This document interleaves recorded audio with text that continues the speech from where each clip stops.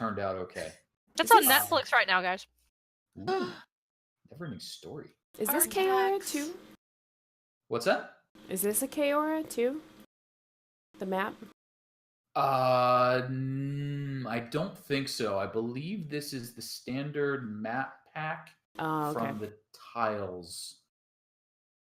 I honestly do not remember where this one come from, but it does not seem to have Kaora's little fluffy style. No extra details. I was just curious if it was an early one or something. Don't believe so. I don't see a signature on it. Well, I hadn't seen the one you used for the one-shot either. I'm like, oh, look at that. Gotta stay on it. He's constantly releasing stuff. All right, so everyone has successfully opened their character sheets and don't see anything explodey on there, correct? Yep. My armor class was 9 for some reason, but I've changed it back. Okay. That would count as explodey. So it's been a month or two, and Roll20 has released some updates, which means many things may have broken. If you try and cast your spells and they don't work, just grab them from the compendium, drag them on back over, and we'll figure it out from there. So keep an eye on your numbers, folks. They may be a little creative. Creative, I like that. That's one word for him. I mean, what other word am I going to use that's not very rude and inappropriate? So let's see here. God, do we even know how to play this game anymore? We're about to find out. How do Warlock? And by the way, just so we know what kind of streak I'm on, I did get my total party kill under my belt on Tuesday. So I'm warmed up for you guys. I'm ready for the session. I think he's officially scared away now. I just... Poor guy. I'm like, it's not like this, I swear. Oh, it was okay. I think he was having a good time. So we did have a first timer in, of course, during the total party kill. So good job. These things happen sometimes. To be fair, everybody played an excellent game. There were no egregious player mistakes. It just happened. It just happened. The dice were not kind. Not kind at all. I probably did have one or two too many goblins on the board, but those goblins were leaked. So I'm going to hit my little Twitch thing here on my phone so I can see when we're streaming. And look, we're already streaming! Yes. Hi, you guys everybody. were being good in talking and stuff, and I'm like, I don't want to miss a second. It's been months. Just get it all in there. So I think we'll kick things off with, are we ready with that little streamy awesomeness at the beginning? Ready when you are. Yeah, let's do that, and then we'll come back in. So if anybody needs drinks, needs to use the potty, rush and do it now while the intro plays. And just FYI, this is going to be a short, like it's the 30-second one instead of the full 2.5 minutes. You got it. All right.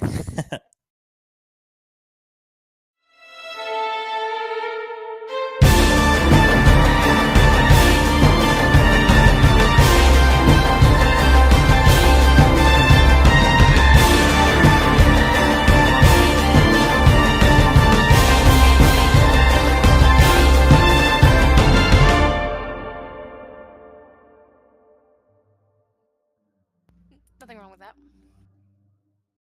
It wasn't me, but nothing wrong with that.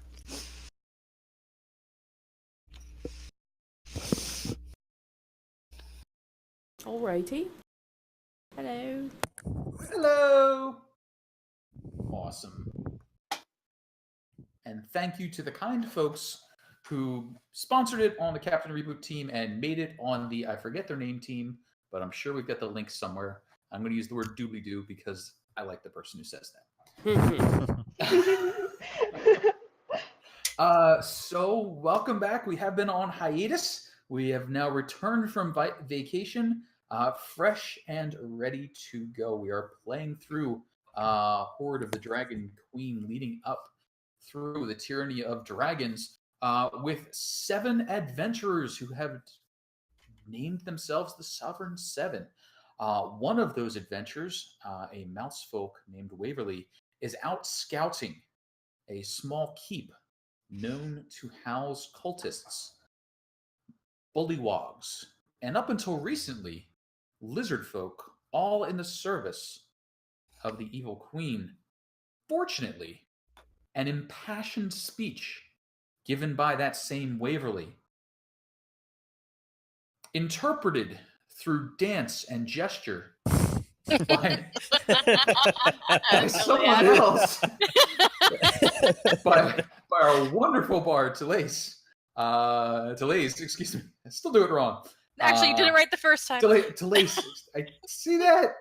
Oh, it's been too long. So, an impassioned speech by our Mousefolk Waverly, a wonderful interpretation by our bard turned the lizard folks against the masters, which were mistreating them. And now the party have made their way through the swamp a little ways away from the keep and are hunkered down in tents that the lizard folk have provided a little out from the village itself, which is a little too swampy for most people to sleep in. You tend to sink and then eventually you stop breathing. The lizard folk don't seem to have trouble with that. They just sleep with their snouts up. But as we return to the scene, we find that the lizard folk have been providing a fairly large amount of intel on the keep, and we'll take a look at that shortly. They've also given access to what amounts to their treasury. Now, they capture and obtain goods from victims, let's call them, and some of that was arms and armor, but most of that's been taken away to the keep to be reforged into new tools. One of the temptations used to pull the lizard folk in is an education in smithing. The leather and cloth goods mostly have rotted away. The coin went in to the hoard of the Dragon Queen, so most of what was left was fairly useless. You're able to recover some arrows. There's a few daggers scattered around that were missed down in the muck.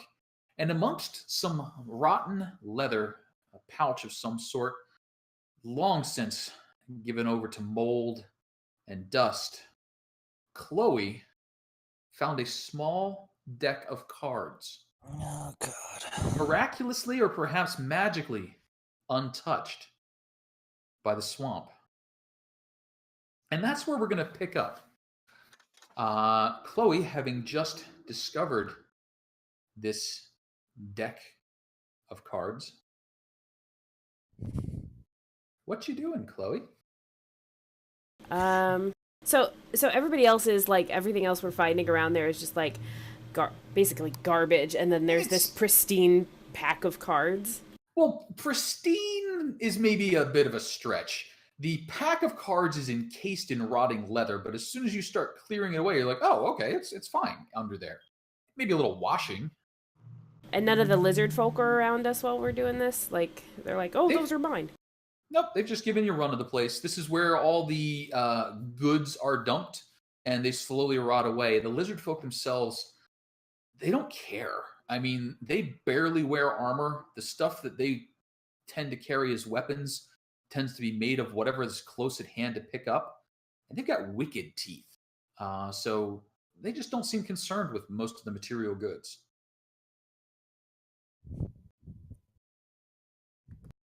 God. Okay. Yeah, she'll, I mean, if no one else is seeing, she'll kind of, like, just kind of look it over and, is there a check I could do to see if I could know what this is, or do I just assume it's a deck of cards? Sure. I mean, if you wanted to maybe I don't think she'd think about know. history or arcana or really anything to give yourself some insight into what it might be. I mean, this is definitely a deck of cards. You've seen and heard of cards before. This is a fairly small deck, so it's certainly not enough to be tarot or any of the card decks you're familiar with. It's almost the size of like a novelty pack. All right.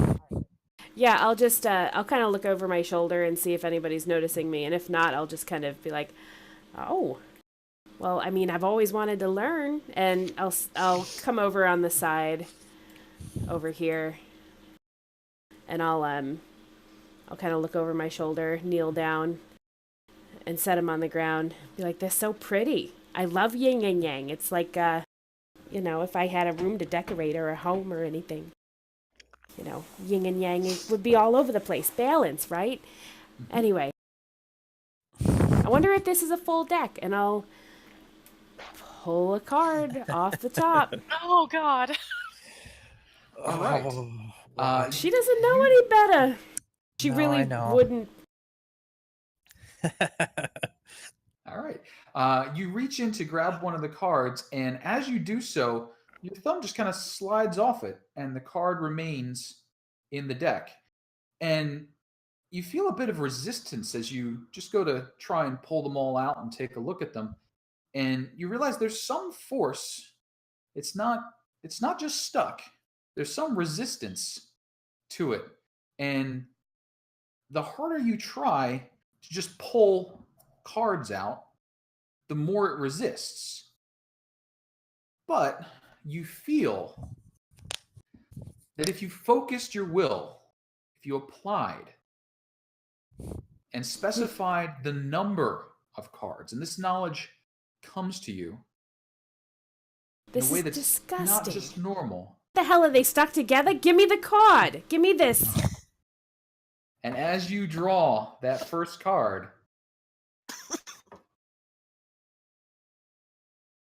you see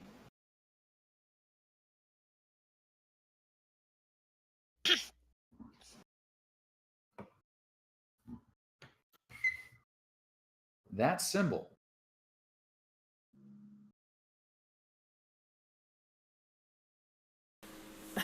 Well, what is this? This doesn't look right. Is this a joker? It's shaped weird. Okay. And as you look at it,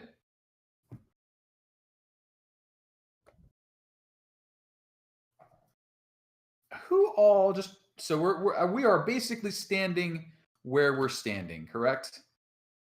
Yeah. Yeah, Roughly. probably. Milling about. Yeah. Chloe's holding a card in her hand, small rectangle of vellum or some other material at a distance. And as she's holding it up, suddenly her arm just dips down as instead of a card, she's suddenly holding a fairly sizable hammer. And that was a good trick from Chloe. You haven't seen sleight of hand of that skill before from her. Other people in the group, maybe. Dawn's Wait. ear twitches. Like, What you got there? Yeah, Valandra will come up. Ooh, where'd you get that hammer? Telais's like eyes just got real wide. Like, I didn't think they had any good weapons left. Hearing everybody come over, she'll like stand up, whirl around real quick with her hands behind her back and clump her feet together, blocking the cards on the ground, and be like, it was stuck under the edge of this tent here. These lizard folk don't know what they have, right? Where did I get this? Yes, what is this? insight check. Can I make an insight check? Do you really need an insight check right now? Not really. I think we know her Okay. well enough. Obviously lying. I mean, if you want to roll an insight check to see if you fooled yourselves, you certainly may. But I feel like Yeah, okay, I know. Walandra may know something's up. Yeah, she's never been that great of a liar. But you probably also like think that she is confused herself, kind of. She's like not even trying to deceive you guys. She's just like, oh my god, all of you all at once. What the hell just happened? Okay, well, come, and she'll like kind of gesture for you guys to come closer because we're still in like the Lizardfolk land, and she wants to. Whatever the hell just happened, she doesn't want them to know before they all figure it out. And she'll turn to her fellow magic users and be like, I have no idea what the hell just happened.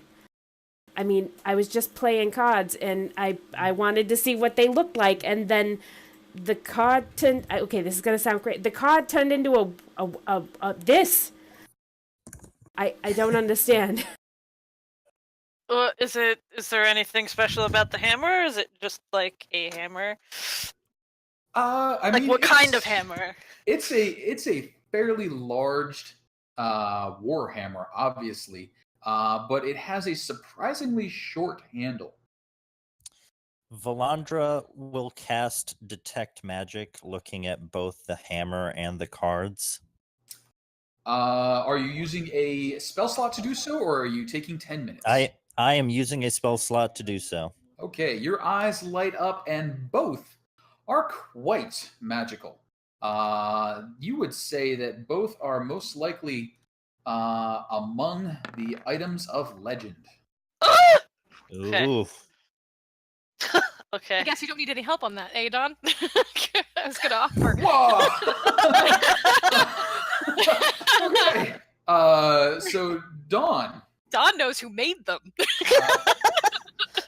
You may be familiar with some of these things. The deck that Kuhloe is holding is referred to by many names in many different cultures. The most banal and base of which simply refer to it as a deck of many things. A deck of, just stuff that happens. Those who travel in higher circles tend to attribute it to a god of chaos or a particular mischievous trickster. Some say it's an instrument of balance sent out into the world to help right wrongs, resolve inequities. Others say it's just a pain in the butt for everyone who comes across it.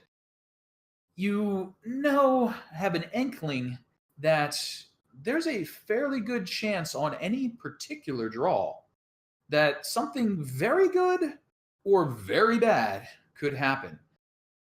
Producing a magical item is certainly within its purview, and as you glance toward the hammer and note the stylize for it, you suspect that this is a hammer favored by those who follow certain gods and goddesses of thunders and lightning.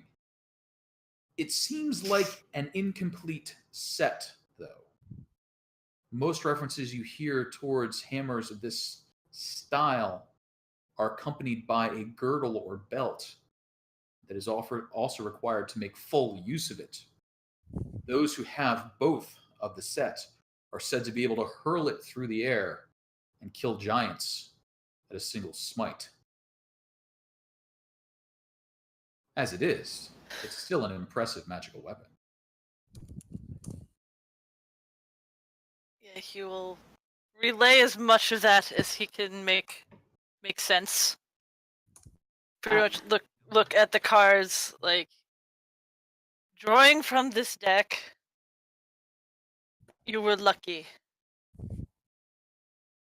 Yeah, a deck of many things, like more of these things, and she points at the weapon. Like, what else could it? Bad things. Many things. Could be you.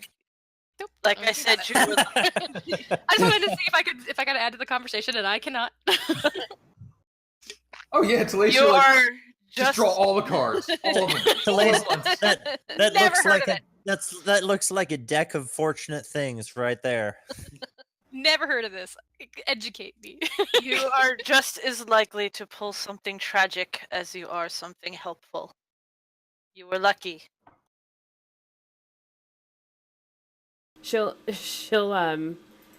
just kind of nod and take in the information, and a warning from Dawn she pretty much takes seriously, and she'll start wrapping the leather around and say, well, I mean, we don't really have time to figure out what to do with this right now, but no more right now.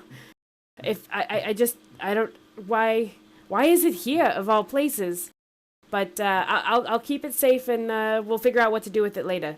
Do you know any, not that I want to, but can it be destroyed if we, because this, if it's good or bad, this could be really, really bad against us, right? definitely. And It's Chloe's sheet has been updated. Yeah. I don't know. Would he know if it can be destroyed, or is it just like one of those things that just happen to be somewhere sometimes? Oh, there are many stories of people trying to destroy it. That always goes well. It has not been destroyed yet, though many have tried. Well, Oh, I mean, we can all see that. There's countless reasons why it could have been here. Someone may have been trying to hide it. well, they didn't do a very good job, and she'll like pull the front of her, chest plate out and tuck the wrapped leather in there. Boob wallet. Yeah. Yep. Ugh, it's a little sweaty and weird shape, but that'll do. Oh boy. Did you miss me, Casey? It's all coming flooding back to me now. As I understand it, we will not be drawing any additional cards from the deck today, or at least at this moment. They're tucked in for now. All right. Never say never, Casey. Never gonna go say ahead. never. Hide that particular deck. And we're going to come back to our swampy area where now Chloe is sinking a little more quickly into the ground than others, weighed down by quite a large hammer. Chloe, that is a two-handed weapon.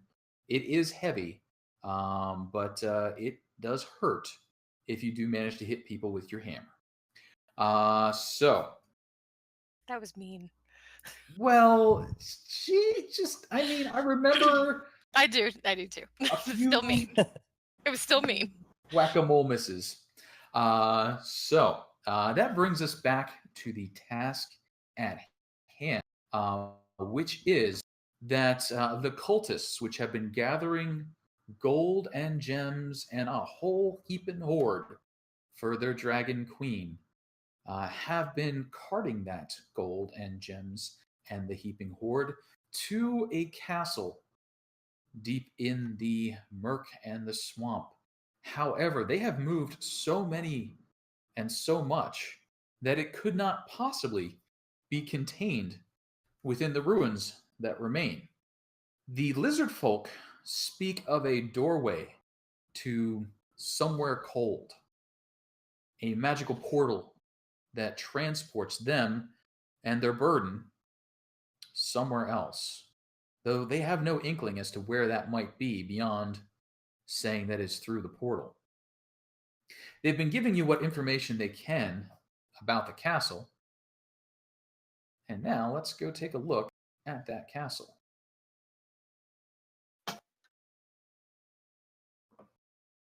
Whoop.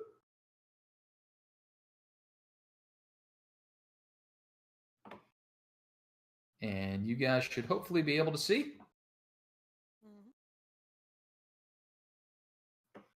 Yes, no? Mm-hmm. Yep.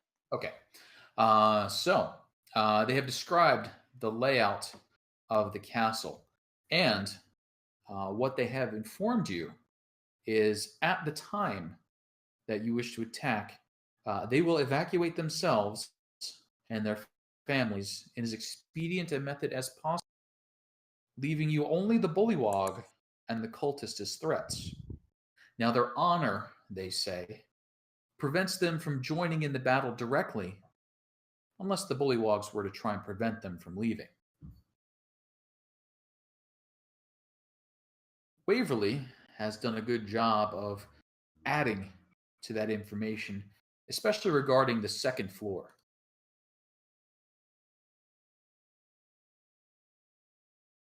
And it's probably all dark right now. It is. Let's go ahead and make that not all dark. Yep.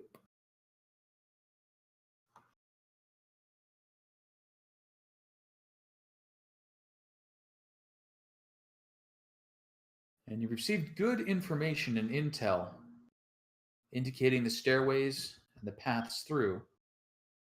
Also, the location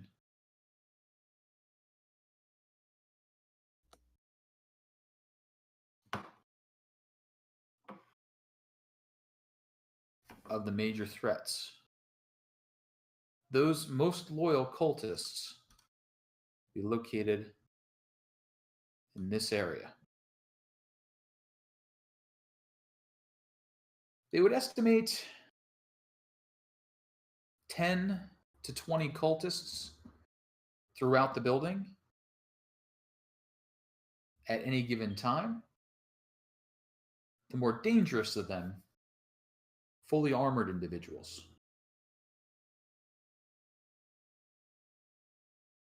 Probably 12 of those out of the 20 cultists.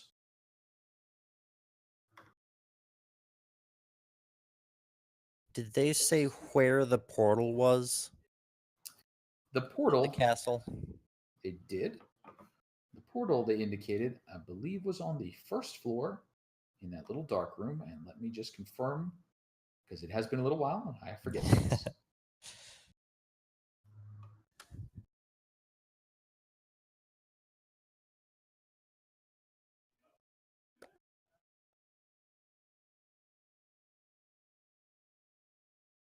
Bum, bum, bum, bum, bum, bum, bum, bum, bum.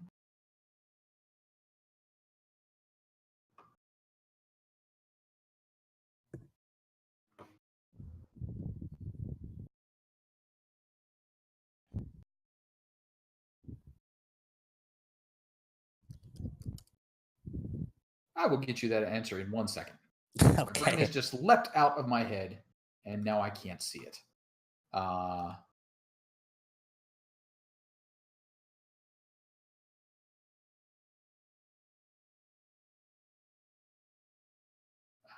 I'm sorry, that is actually downstairs in the basement area. The one part of the basement they do know how to get to, which is It's near Captain Humph. yes, it's by Captain Humphrey. I see how it is. I see how it is. That is going to be in northwest corner, and that is going to be down the stairs and to the northwest, which is going to be way back over here. So that is going to be down the stairs and then out and away. And are those the only stairs that go down? No, many of the stairs go down, but those are the closest. Okay. Let me double check myself. These stairs don't really look like they're going up or down. Yeah, it's not Yeah, that- it's they're less than discriminate stairs. Those well, technically, are, stairs can go up and down, well, but At the same theoretically. theoretical stairs. I'm going to go with that, and if they're wrong, they may be missing. Lizardfolk do get drunk sometimes.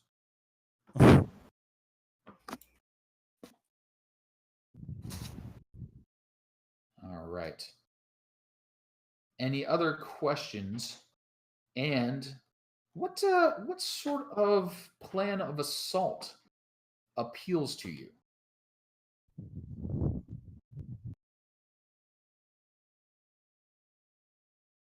Let's come back over here. Come back over here. okay. So if I remember, if we kill the Bullywug leader, then probably the rest of them will desert. Yes, the Bullywug leader could be assaulted. He is most likely down below, unless you happen to catch him on patrol. But that would be a matter of luck more than a matter of planning. And I don't remember what we know about the cultist leaders, if anything. They are. Good question. Let's remind myself. The cultist leader has been showing favoritism to the Bullywugs. The cult is led by an elf, Dralmor. He commands the castle in Resmir's place. The half-dragon has been in the area recently, but Resmir has, it seems, moved on at the moment.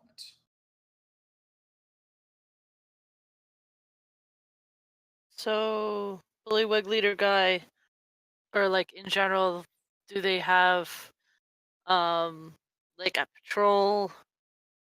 Well, the Bullywug Like- leader, the Bullywugs are led by a large Bullywug. They tend to judge size as importance, named Farblex.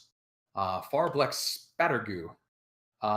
He is somewhat of a shaman. He has mastered some magic and holds religious ceremonies in the basement. The Lizardfolk, having lost their shaman to Farblex, are offended by this and stay quite some distance away. As you spoke with them a while back, you know they are waiting for their next shaman to be born, the spirit of the previous shaman needing to now be born again into this world in one of their young. So it will be some years, they expect, before they can be led. And I believe Valandra, showing great restraint and dedication, decided not to set herself up as a goddess amongst lizard folk. Yeah, she's not keen on blasphemy. Well, it's probably not a good idea when the gods can smite, but the opportunity was there and declined. So lizard folk, eager to be out and away from the castle, but going through the motions from now on. Farblex will occasionally travel out and make a round through the castle, but Like no specific like not time. specifically. He is not a patrolman. No timing to it. It's whenever the gods and the spirits speak to him that he should. Do I remember that we have a number of outfits for the cultists? Sure. You guys do have several disguises available to you. And even more than that, the lizard folk could acquire most goods that are reasonable for a servant to be able to acquire. So on that particular day, they could bring you a load of the laundry, that sort of thing, if you needed it. Can they tell us what like what protocol is for new cultists coming to the castle? That's an excellent question. I think that's going to need a bit of perhaps investigation to try and decipher through their eyes what is and is not the appropriate steps. Okay. Telaise will help you with that. Okay. Sure. I will cast guidance.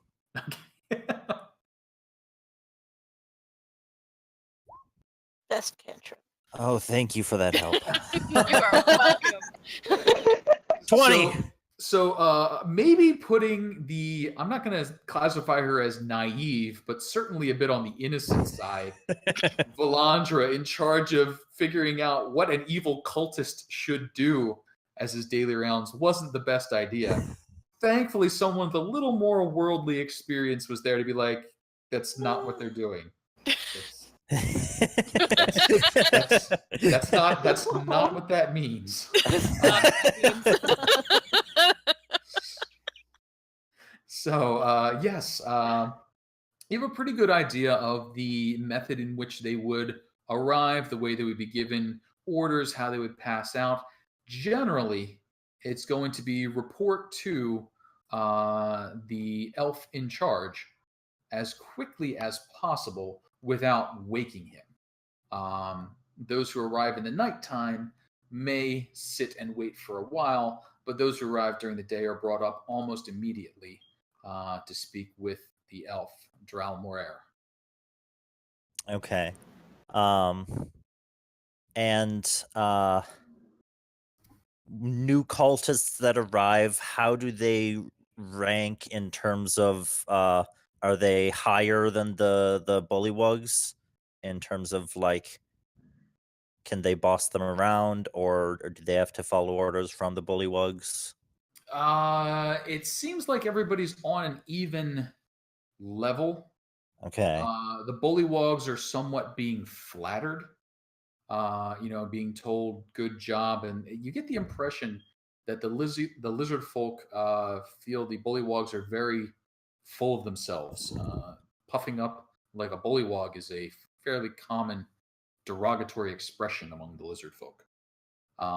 So small favors may be paid to them, but you would imagine a cultist looks down on a bullywug, and the bullywugs consider the cultist food. But okay. But new cultists that come in wouldn't be under guard or anything? Not generally. I mean, more so than you would suspect anyone else.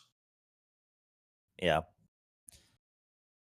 Okay, so anyone else feel free to chime in here, but my thought would be we try to disguise ourselves as new cultists coming to the castle, try and get through all the people on the first floor and get down to the bottom floor, coming in at night so that we're not immediately introduced to the captain guy. Go down to the bottom floor and try and find and kill the bullywug leader. And so we only have the cultists to deal with. And also, if we're downstairs, we can stop anyone from getting to the portal and escaping if they realize the castle is under attack. That would be my thought. It is not a bad thought. I second it. So we're going to be going with the sneaky plan, I guess. Or like kind of deceptive plan. kind of along that thought line. When's the next time a shipment of crates and stuff is expected? Do they have like a schedule, or is it just like cultists show up with crates and then they go in the basement? Lizard folk show up with crates and then they go in the basement. So a signal is seen by the cultists. The lizard folk don't know what that signal is, but in some way they receive a signal, and then they are sent through the bog and the swamp over to the roadhouse to collect it and bring it back. The lizard folk don't know, however, what that communication method is between the castle and the roadhouse. I also feel like we'd have more difficulty disguising ourselves as lizardmen. No, we're going to disguise ourselves as crates. Oh.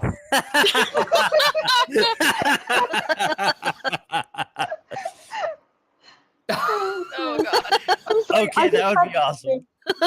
The I Metal just have Gear the image version of all of us like Metal Gear. Yeah, exactly. I'm excited about both these ideas. I want to know which one you're going to come up with, because man, those are both really good ideas. So I'm sure one's better than they- the other. Can they? nope. All ideas are good ideas. Go ahead.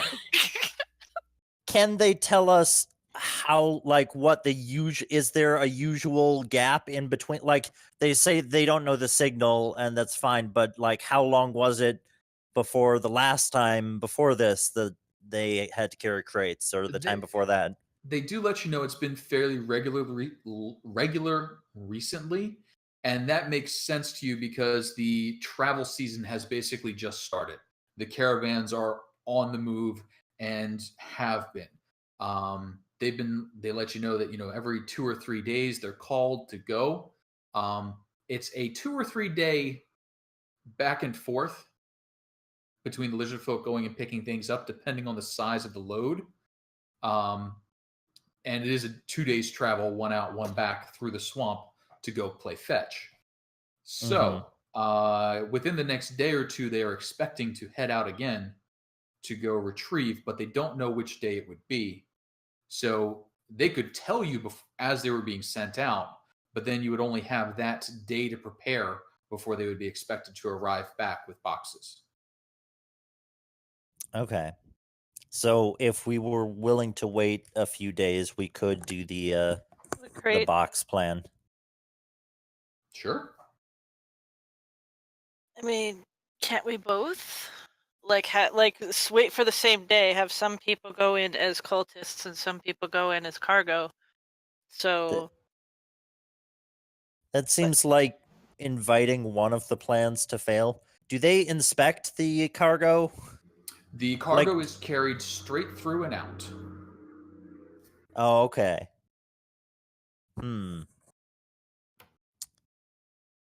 Are there guards around the portal? There are guards around the portal, both Bullywug and Lizardfolk.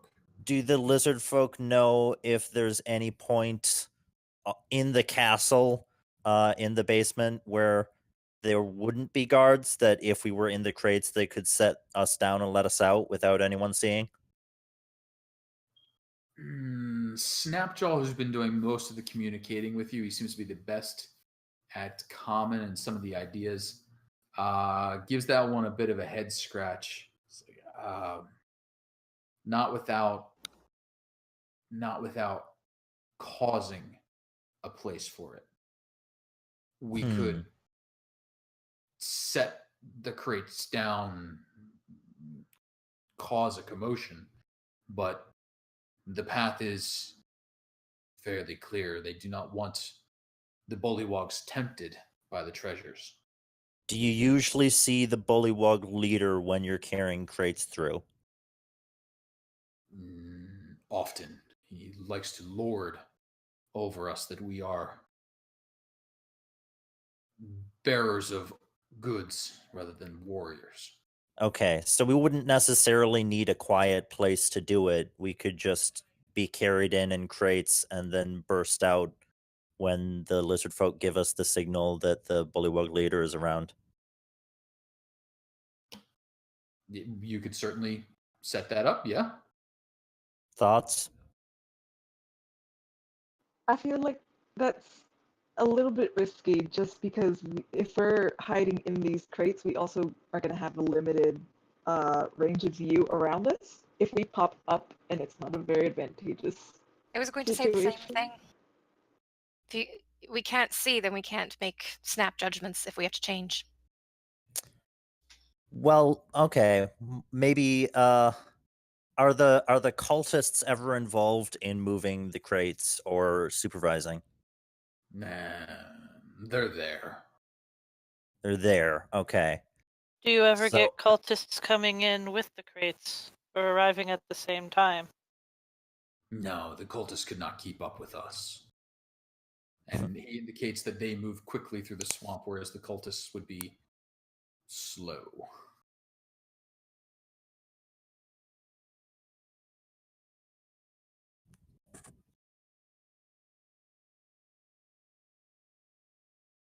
Well, if we're all going in there as crates, you said, I'm sorry, the Lizardfolk are the ones that drop off the crates, or the Bullywugs, or both? The Lizardfolk go and get the crates from the roadhouse.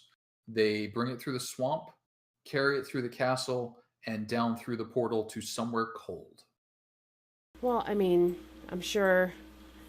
I mean, I know they won't fight for us, but maybe we could get one that's on our side to, do a, yeah, this crate here is, anyway, these are good, okay, bye. Signal of some kind. Snapjaw indicates he can bang a crate for you. Yeah, I think the point was that we might want one of us making the snap judgment on if this is a good situation to burst out in, and not the lizardmen. Correct. Yeah, if only some of you had a way to view an area from outside your body. That's true. That's true. Let me look at the spell quick. If only there was also another person who could view areas from outside their body. Oh, that's also true. If only there was a third person. Well, it's been a few months. Look through your character sheet. No, it's definitely not me. So I was considering that, but if we're going down, random bird is going. No, to... just have one of the lizard folk carry him. Not get bit. He's not sure he trusts them not to eat his bird, but chicken. Yes. Big black chicken.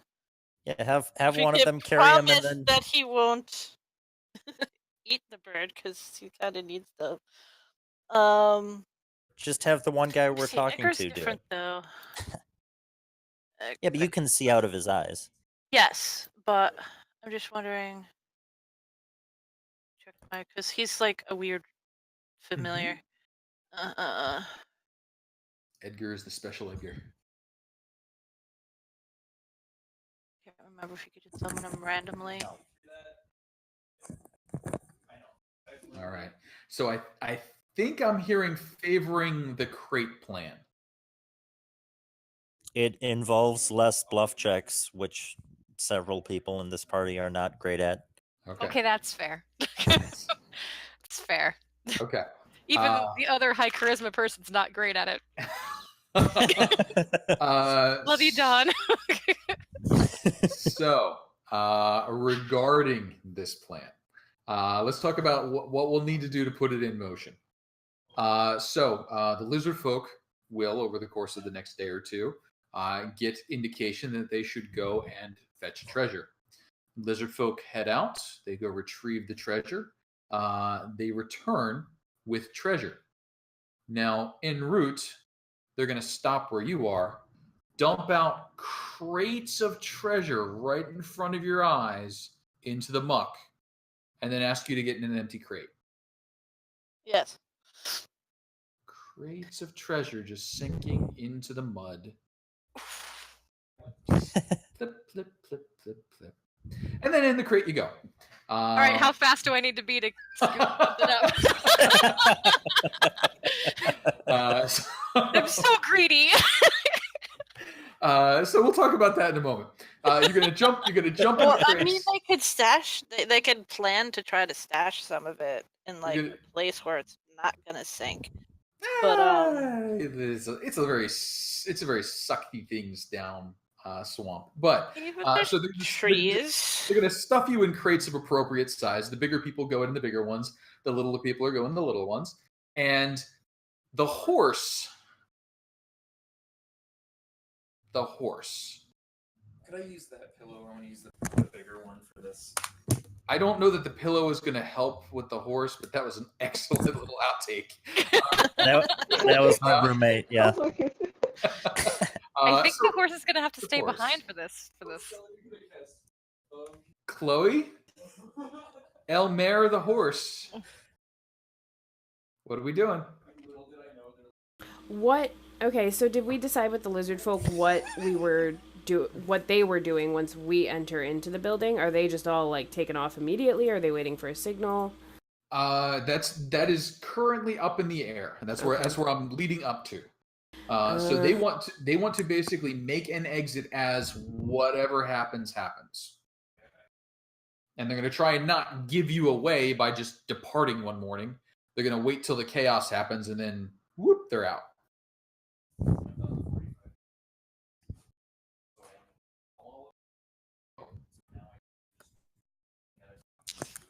So wait, what was the question? What are we doing with the giant horse?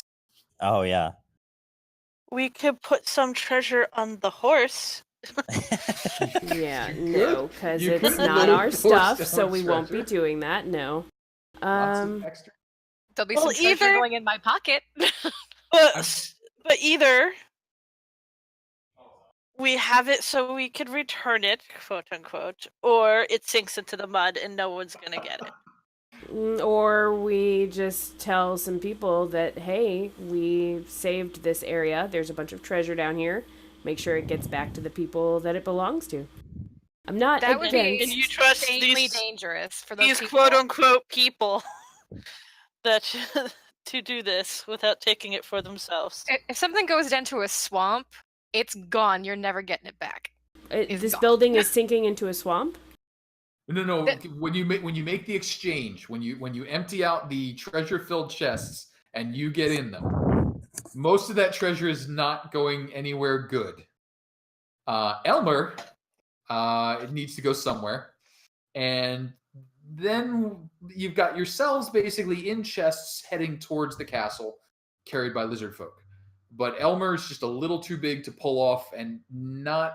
He's a good-looking horse, but he's not a. I want him in my dragon horde level of good-looking horse.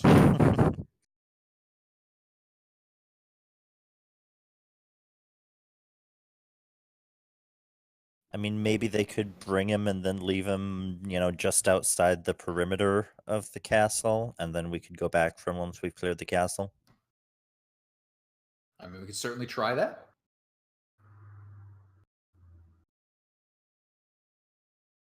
If we were doing the plan where we bluff our way in, somebody could pretend to own this horse.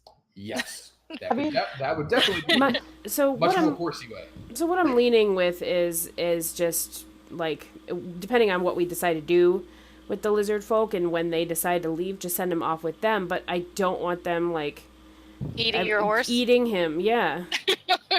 I was just gonna say we could. I mean, I can threaten to kick their all. Elmer, like come back and kill all of them one by one, like Kill Bill style, if they do that. But I don't know how effective that's gonna be. I did hear give Harry a lot of gold and then set him off on his own wild adventure. I'm pretty sure is what I just heard. No, I don't think anyone said that. I don't think anybody said that. I almost 100% heard dump out piles of gold in front of this kobold and then give him a horse and a big sack and he's just gonna go to town. Does he have a camera? Is he to take pictures as he travels and send it back to the party? Selfies in front of landmarks and stuff. I mean, he could learn a cantrip. He could learn minor illusion and send this. Hey, here's what I did. Here's me and Elmer. All right.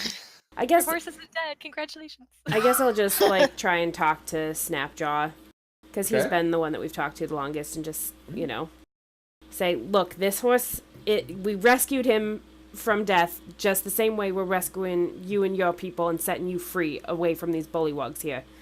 I need you to take care of him and keep him in the same, if not better condition than in what I give him to you, because he will be coming back to me. And if he comes back with any little snip-snap bites on him, it's your hide. And then your children's hide. And then your children's hide. No, Chloe. Oh, God. Please take care of him is all I'm saying. And there goes our allies. It is supposed to be genuine and heartfelt. She's just like tearing up at having to let him go. Would you do me the Lizardfolk kindness? don't have emotions. Do me the kindness of rolling either a persuasion or an intimidation, your choice, because you were both demanding, threatening, and saying please. That is not good, Chloe. Oh my god. Great. Can Dusk just step in and pat her and be like, what she means to say is that her means a lot to us and we just want to make sure he's safe. Sure, tag out. So the rule is, if you're going to try and follow up on the skill check of someone else, you can, but you now have disadvantage. So could I please have the follow-up? That sounded a lot more like persuasion. Cast guidance! I cast guidance. I was already saying it. Both cats will step up to help with this, so... Oh my god, do we really want... Okay, so back to a normal roll, now with guidance. As everybody just leaps in front, no, she's overprotective. Look at the cute kitty. Someone's got their hand on Chloe's mouth. All right, so the persuasion roll, 17 and 18 are much better than an 8. Go ahead and give me that set. Now, so 19. There is a chance that you have offended Snapjaw. So let's just check and make sure that poor Snapjaw's feelings weren't hurt. Where you at, Snapjaw? This module has gotten longer and longer as we go on, as I keep adding things to it. Snapjaw, let's see a little wisdom from you. Snapjaw, he was a little affronted, but not so much that you did not overcome it. And he sort of nods and agrees to take care of the horse for an indeterminate amount of time. We'll see how long that lasts. Dawn is just going to give Chloe a look.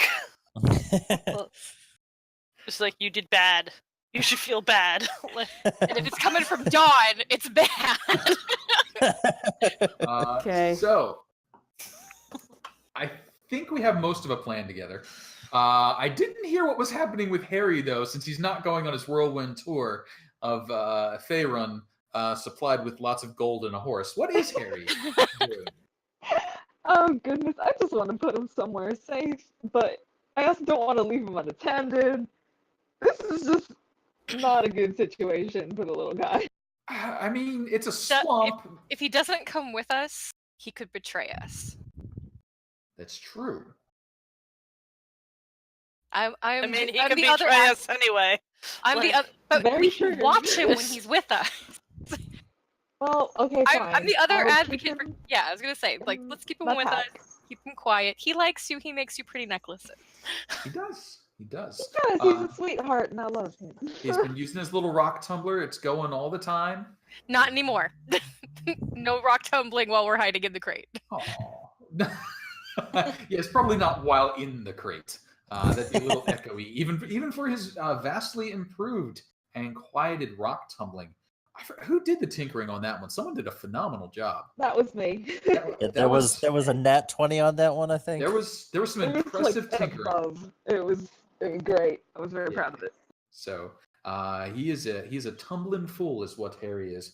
But as we lead up to the endeavor, Waverly has been appraised of the situation, has come back, taken in the report, got it. Waverly's pretty confident that they can sneak down and around and get to about the right area, and also keep some eyes on the outside in case things go wrong. So, everyone is going in a crate or chest, am I correct? Everyone but the Raven, yeah. Okay. Some of you have some big things. Would everyone just do me a favor and take a quick glance down their inventory list, and if they hit anything that's bigger than, let's say, 4.5 feet or so, perhaps something like an enormous hammer or two, pole arms. Yeah, you did mention that it was a short. It was a short hammer. So, take note of those things. Just make sure nothing's of a exceptional length. Now, some of these chests and crates are quite large. You could put things in on angles, kind of work yourself around in there. But if you've got, 2 giant hammers, that might be a bit much. Perhaps if you've got some sort of giant sword-like affair made of dragon bits. It's a turkey leg. Turkey leg? Okay. There are some things that are of sizable nature. So please take a quick look through your character sheet. Just make sure there's nothing that's a little too crazy to fit in a crate with you, and also be lifted by a Lizardfolk or two, because if they need to double up, they will. It has happened before. They put little poles through the edge of the crates and trundle along. All right. Everybody's in a crate. Everybody's going to try and keep quiet until... Wait. Yep. They poured gold out onto the ground. They did pour gold out on the ground. And what are we trying to do? If there's I would say, like, if it was like 2 days, I think one of them would have, especially this group, would have mentioned, hey, treasure is going to fall out of these things. So I think some planning could have gone towards what's going to happen. What is that planning? What are you trying to do? Because you're going to occupy the place where the gold was. So if you put the gold back in the chest with you, that's just not going to work.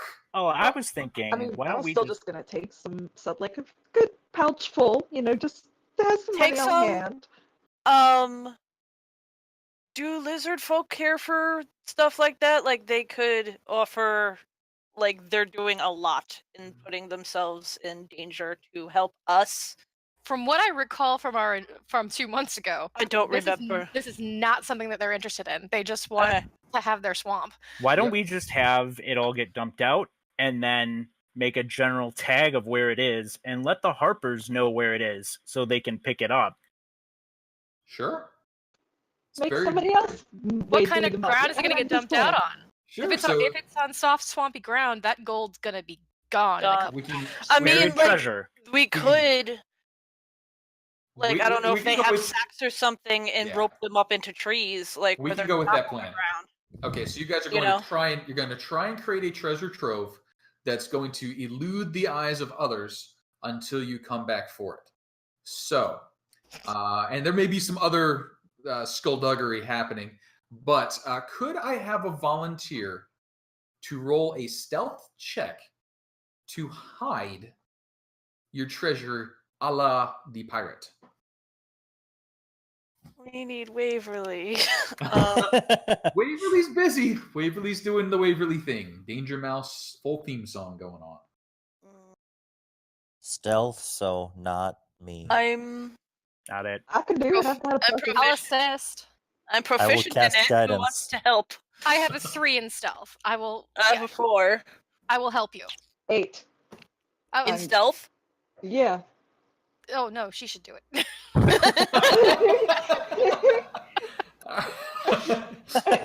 So you guys like, I think we put it over here. I think we put it over here. Why don't you just stick it in the hollow tree? Oh, hollow tree.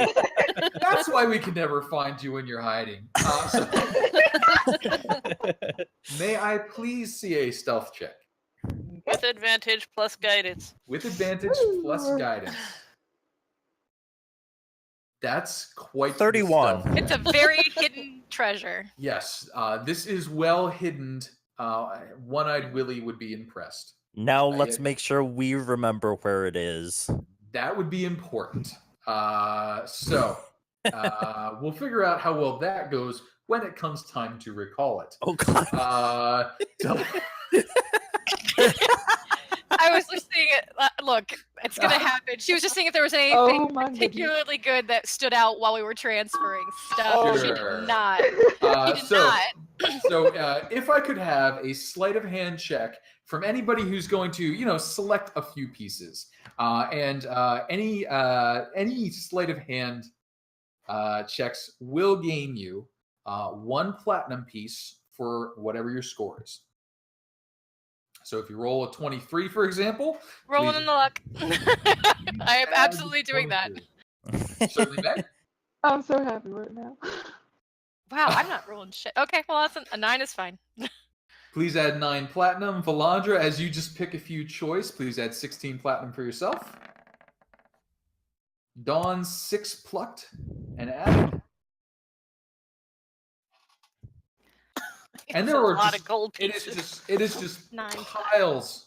It is piles of copper, really. And basically, what you're doing is just trying to snatch the best, shiniest bits, so that it's not weighing you or the Lizardfolk down too much, whereas the hundreds and hundreds of copper would. So, any other preparations I should be aware of as you duck down and are about to be bundled in to the castle?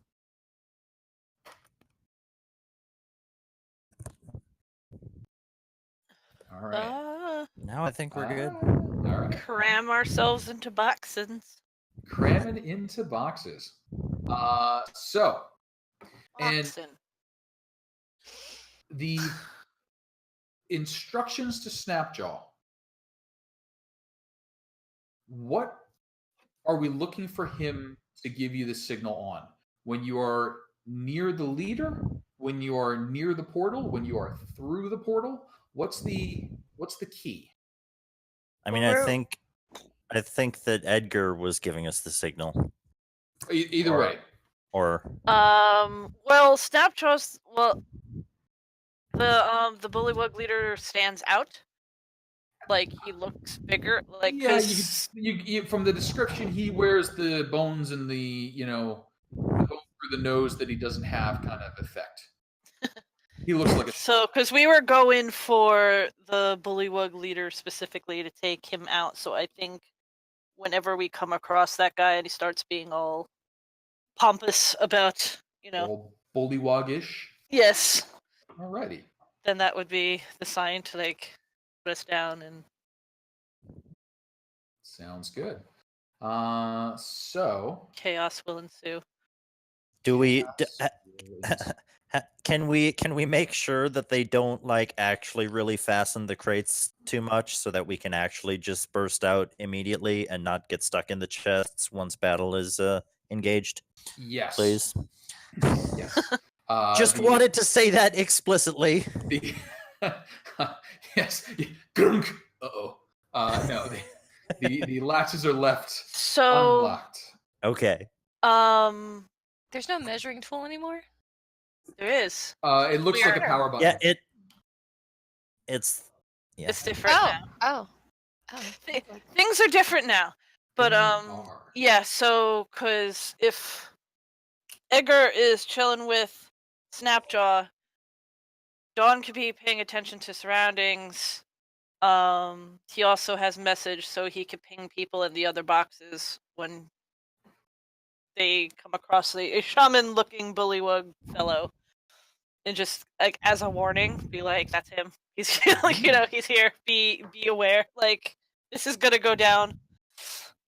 Things about to go. So it's not like a surprise to people in like the other boxes and whoever else is peering around outside, or not peering around outside. Does anyone else have message? Or is it just... Nope. Not that I'm aware of. Nope. All right. So things should have gone black for everybody, and then you should have been moved to see a rectangle, which looks like the intersection of several caverns. Is that what you guys can see? Yep. Okay, cool. So there's a very good chance that we're about to end up here. There's a slim chance that we're not going to make it this far. And what I'm going to need somebody to do is take responsibility for rolling Snapjaw's ability to... Everything's fine here. I'm not carrying a bunch of adventurers. They don't shift around, and this isn't an awkwardly moving box, and there's no tail sticking out of that one. Please put guidance on this man before we get in the box. Unfortunately, guidance is not going to last long enough for this one.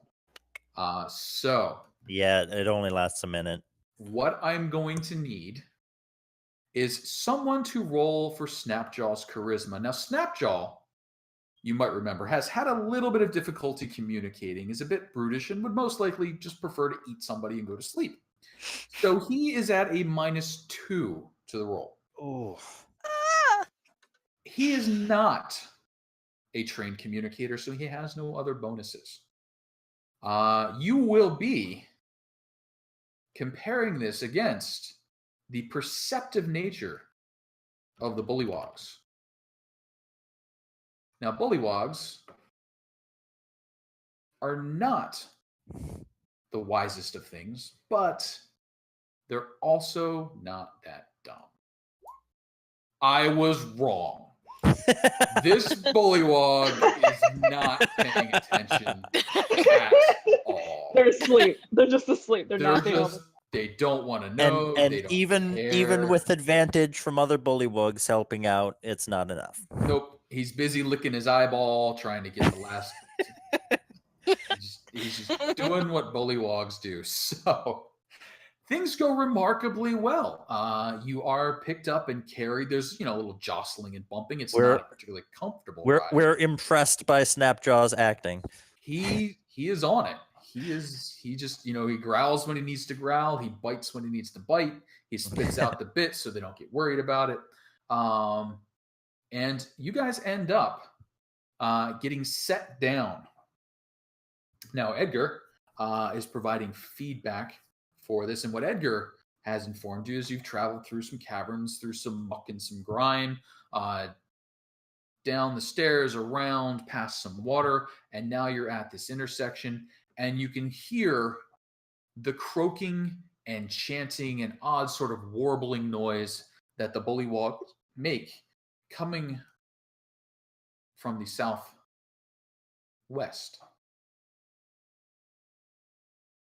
Edgar is providing feedback that Snapjaw is gesturing further to the northwest.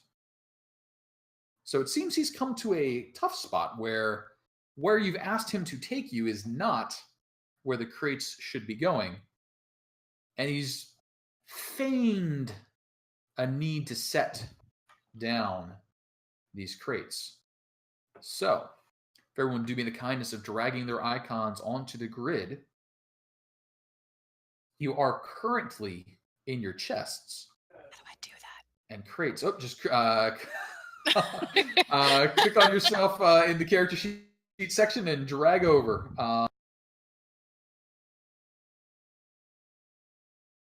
Hey, all right.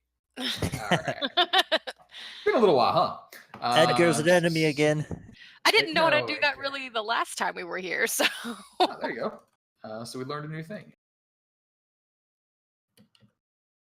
Wait, hold on. We're short on people. Hang on. So basically, where you normally open your character sheet, if you click and drag on it and drag it over to the map, it'll put you on the map. But if it's giving you trouble, I can do it.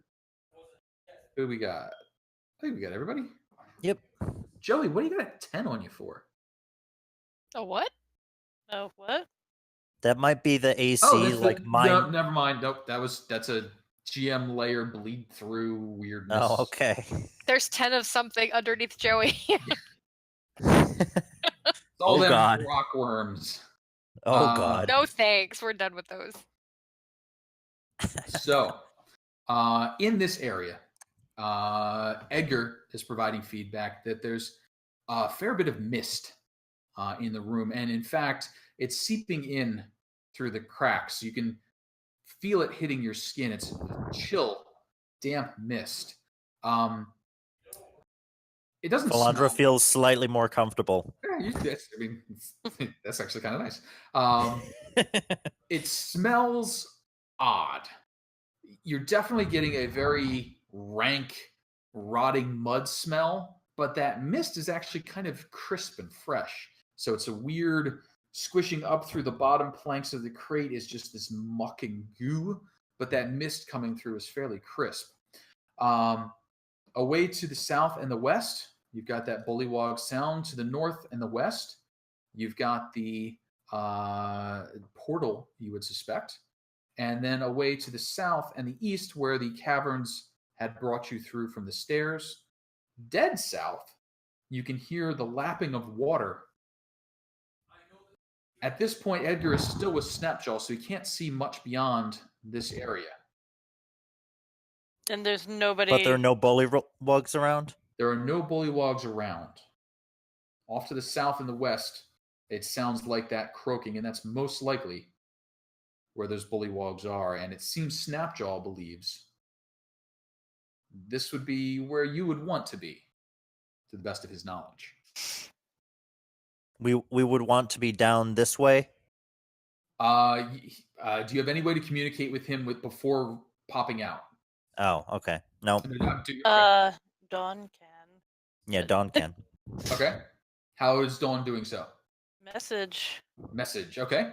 Probably have alerted him prior that he's capable of doing that to not freak him the fuck out. Suddenly a voice in your head.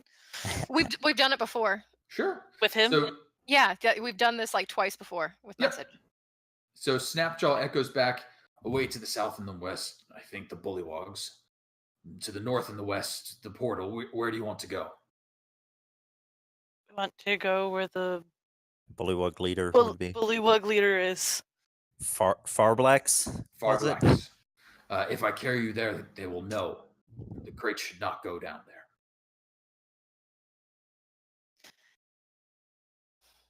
Dawn will shoot this information that they're not supposed to be going in that direction. I mean, if there's no one around, we could just get out here. And then they'll have empty crates, which is also suspicious. But we're about to start killing people. No, so. It's like so who cares? We're about to go weapons free. You just throw the cardboard crate away. You don't bring it with you. I will ask, individually, please answer. Are you bursting out of the crates for surprise immediately, or are you trying to get out quietly unnoticed? And I'm expecting a mix of two different answers, so go ahead and answer all at once. Place is Quietly. Quietly. Quietly. Aww. Who is quietly, which is not gonna go well. So Well, I had a thought to make it very loud and proud, but that would probably blow our cover in a bigger way than we really wanted to. So, because we did pass a bunch of guys that we don't want to alert. A bunch of people were passed. So, if I could please have a wonderful stealth roll from each member of the party. Oh God! You guys do so. Why do you do this? Cast guidance on yourself. I will cast guidance on myself, which is Okay. not going to mitigate the -1 at disadvantage, but Come on. Please let my bad rolls have been exhausted by now on random shit. Yeah! Yeah! There you go. That's a 5.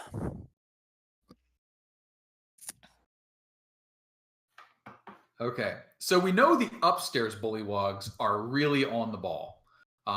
They are just the most attentive people. The downstairs Bullywugs, they're not so sleeping on the job.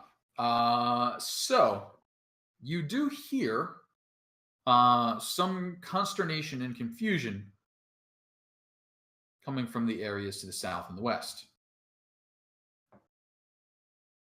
And if I could ask you guys to arrange yourselves as you would as you crawl out of the crates. Now, Snapjaw and his Lizardfolk companions have set the crates down, seeing you away. They start making their way back out, all casual-like, just walking along. Just to make sure they said down this way was the way that down that way, and we're gonna see some things. And in to a the second. west is the portal.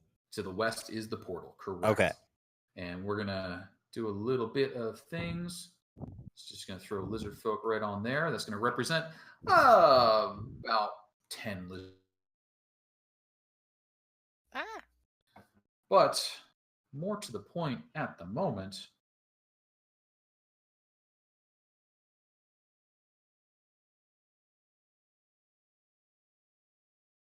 you folk are all right there. So, in the dungeon of the castle, in a misty room, in the misty room, in the dungeon of the castle, in the misty room, flowing out of that area, you got it. It's a empty area with a staircase leading away to the south and the west. You can hear the chanting of Bullywugs. It's fairly dim down here, but it is lit enough for even with those without dark vision to see. Away in that direction, you suspect a shrine of some sort. The walls have carvings that are growing more and more elaborate as they head down to the north and the west. You can see the misty floor has a permanent teleportation circle carved into it that is glowing, and a chill breezing in from that area. You've been told that there's a word that is said to activate it. Drazier. And that the Lizardfolk have heard that over and over again each time. But I think we're going to need to ask for people to click on their tokens. But before we do that, do I have time to cast a spell before we get into combat or not? Would it be a spell you could have cast while you're in the crate? No. I'm going to say probably not. Okay. Before that. So let's go ahead and add initiatives. There's no surprise either way. Especially since you were a little Miss Noisy getting out of your crate.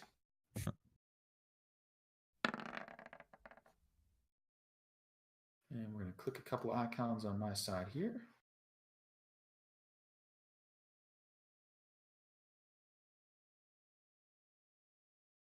Hey, this plan still worked pretty well. It looks like we only have like 10 of them and the leader to go through instead of like 30 upstairs. Yeah, no, it's totally working out in your favor. There's nothing at all wrong with being in the dungeon of an enemy stronghold with all their forces between you and the exit, an unknown portal. This is just exactly what Waverly was cheering about. As you hear the little Mousefolk squeak, encouraging you to come ahead, and possibly she's already darted through the portal. We'll decide what happened there. But in the meantime, Bullywugs. A lot of enemies with high initiative there, guys. It's okay, guys. Casey never rolls 20s. There's a lot of 19s. This is 19. There was a natural 20. There was a 20. I mean, that also may have happened. And a couple 19s and an 18 and a 16. These are things that sometimes happen to people. But as these things are happening to people, you can hear as the Bullywugs are disturbed. Yes, Warlocks. Not Bullywugs, giant frog. Thank you. More frog than fish. A little more back of the throat. But in any case, they seem rather upset to have the panoply of people showing up. And they begin to rush in your direction to figure out what's all going on. Now, as they do, you can tell they're taking a fairly defensive stance. They're not sure what's happening, but they're pretty sure it's not okay.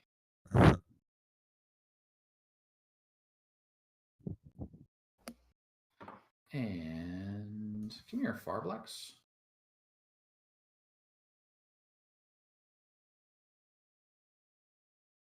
And Dusk, as they rush towards you, and Farblax begins chanting in an odd manner. What are you doing? Well, I think I'm gonna try and rush ahead and try to cut them off before they can reach the group. Okay. Let me just move my token over here. Yeah. These are regular, just 5 foot. 5 foot squares, yep. Awesome, okay. So actually, I'm going to stay up here at the top of the stairs. Okay. But I am going to throw something at them. Okay. So let's see. Where's my character sheet?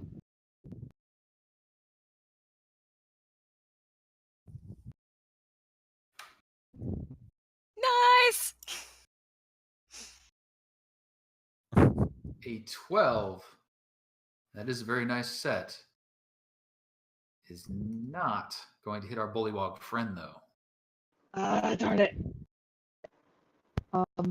And I can, because these typically count as the monk weapon, so I think I can throw another one, but that's it. Sure. 22 is a much better throw, and does strike the Bullywug quite fiercely, but not enough to pop it. It's just leaking slowly.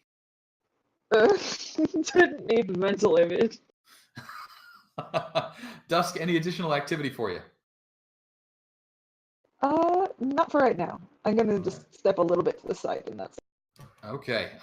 You have escalated this from a confused flurry of Bullywug activity to a hostile flurry of Bullywug activity. And as one steps up, it rears back and hurls a spear at you. With disadvantage, a 6 is probably not going to hit. Nope. Chloe, what are you doing? I'm gonna bonus action Shield of Faith myself. Okay. And I'm going to rush past Dusk, running down over here and be like, attack me, get me, and take the dodge action. And make all sorts of frog noises. And as you're doing this, I do need to ask an equipment question. What are you wielding or wearing in your hands? Same trusty one-handed warhammer and shield that I always been. Oh, got yourself a nice shiny magical weapon. I'm big on fashion. I want the whole set before. Okay, fair deal. Dawn, from downtown, what are you doing?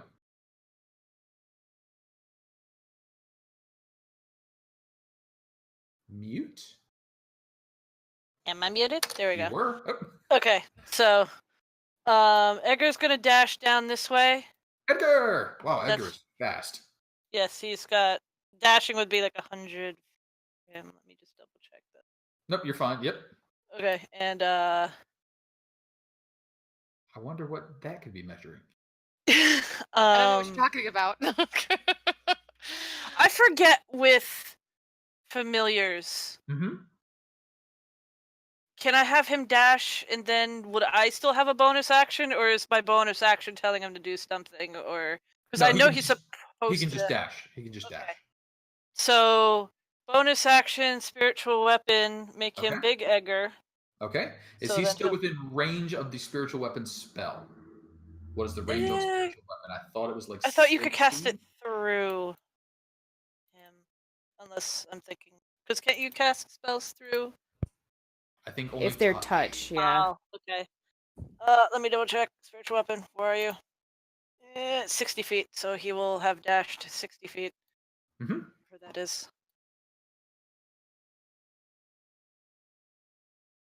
It's like roughly over here somewhere. You got it? And then Edgar gets angry. He gets big. Whop. And that's a hit. I keep going for Edgar's sheet like he has spiritual weapon, but I mean, you could put it on there. I probably should. And do you want due south, southwest, or southeast? Where we want to go? Right in front of him here. Right in front of him. You got it. That is one. Like he's flying, and then he just gets big, and like the movement slows. And that is a dented bullywug. And then I have. Oh, you have your full action. I'm sorry. Yes, I do. Hard with the folk in the way. Can I get like any clear shots on them? Sure. Where you want to aim? First at this guy because I can Eldritch Blast twice. Certainly, mate. You'll be shooting through Dusk, so you would have the +2 if for partial cover, unless you have the sniper's effects that get you around that. I do not. All right. He has a +2 to his armor class. An 11 wouldn't be good either way, though. Roll again, please. Is that better? 19 is much better, and 11 not so much in the middle. Well, it's just the Just the 11. 19. You got it. It's just the 19. Oh, sorry. The first two. 19 for 12 points of damage. I misread my damage in my set, which is bursting a bullywug. 5, 15. Then he's gonna scoop back to. All right, and then the casual retreat. Now that will bring up our next bullywug friend, who does not like this bird thing going on. Takes a step up and takes a swing at Edgar. Edgar, sorry, not swing, a stab. He tries to spear him. No. Since he's a spiritual weapon, can you attack spiritual weapons? You can. We decided you could attack. I forget how it works. We decided that yes, we would allow you to attack Edgar because he was a animate spiritual weapon. Sure. So he has the ability. But this bullywug really would like to throw a spear at Kuhloe. Disadvantage, range, not even close. Telaise. Is he secret rolling? Am I? Yeah. Gosh, oh no, it's just being slow. I think it's very It's taken. I was like, wait a minute, am I like behind everything? You're seeing it. Yeah, you're just seeing it. Case is just seeing it before we are. Gotcha. Cool. Well, and I saw that with the turn order too. I'm like, what's going on? Yeah, like it was Dusk's turn, but it wasn't. I was like, what? Tyranny group, slow and roll 20 down every Thursday. Pushing the limits. But that brings it around to Telaise. Telaise. All right, I'm gonna move right here. Are you? And what are you gonna do from there? From there, so I can see. I've got a nice clear shot. I think I can see all the way there. I do see all the way there. Yes. Yeah. From here, I'm gonna cast Fairy Fire. Okay. Nice. Fairy Fire is dexterity save, or does it just hit all of them? Remind me. There we go. Dex save. Dex saves. All right, that's going to be a lot of them. That's 1, 2, 3, 4, 5, 6, 7, 8, 9. 9. Edgar needs to make a dex save too. Oh, Edgar, also a dex save, please. We're going to do this typewriter style, left to right, first row and second row. It's a 20-foot cube, not a 20-foot radius. Well, 20 feet would also go out. But it's a cube 20 feet on a side, not 20 feet either direction. So it would be. Hang on, if we targeted it there, you could go 20 feet or 20 feet, and that would be your total box. Okay, well, all right. So this would be my total box here. Is that what you're saying? I'm confused by. Sure. So you start here. You go 20 feet over. It does not go in this direction because it is a 20-foot cube. So it would be a. So you want to place a 20-foot cube somewhere. You could either get like if you hit it here and 2 Bullywugs, or you could get 7 Bullywugs. If you think 10-foot radius. Yeah.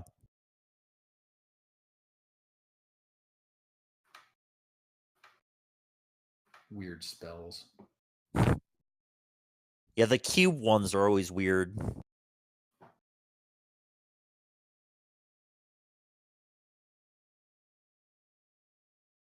Yeah, I'm not.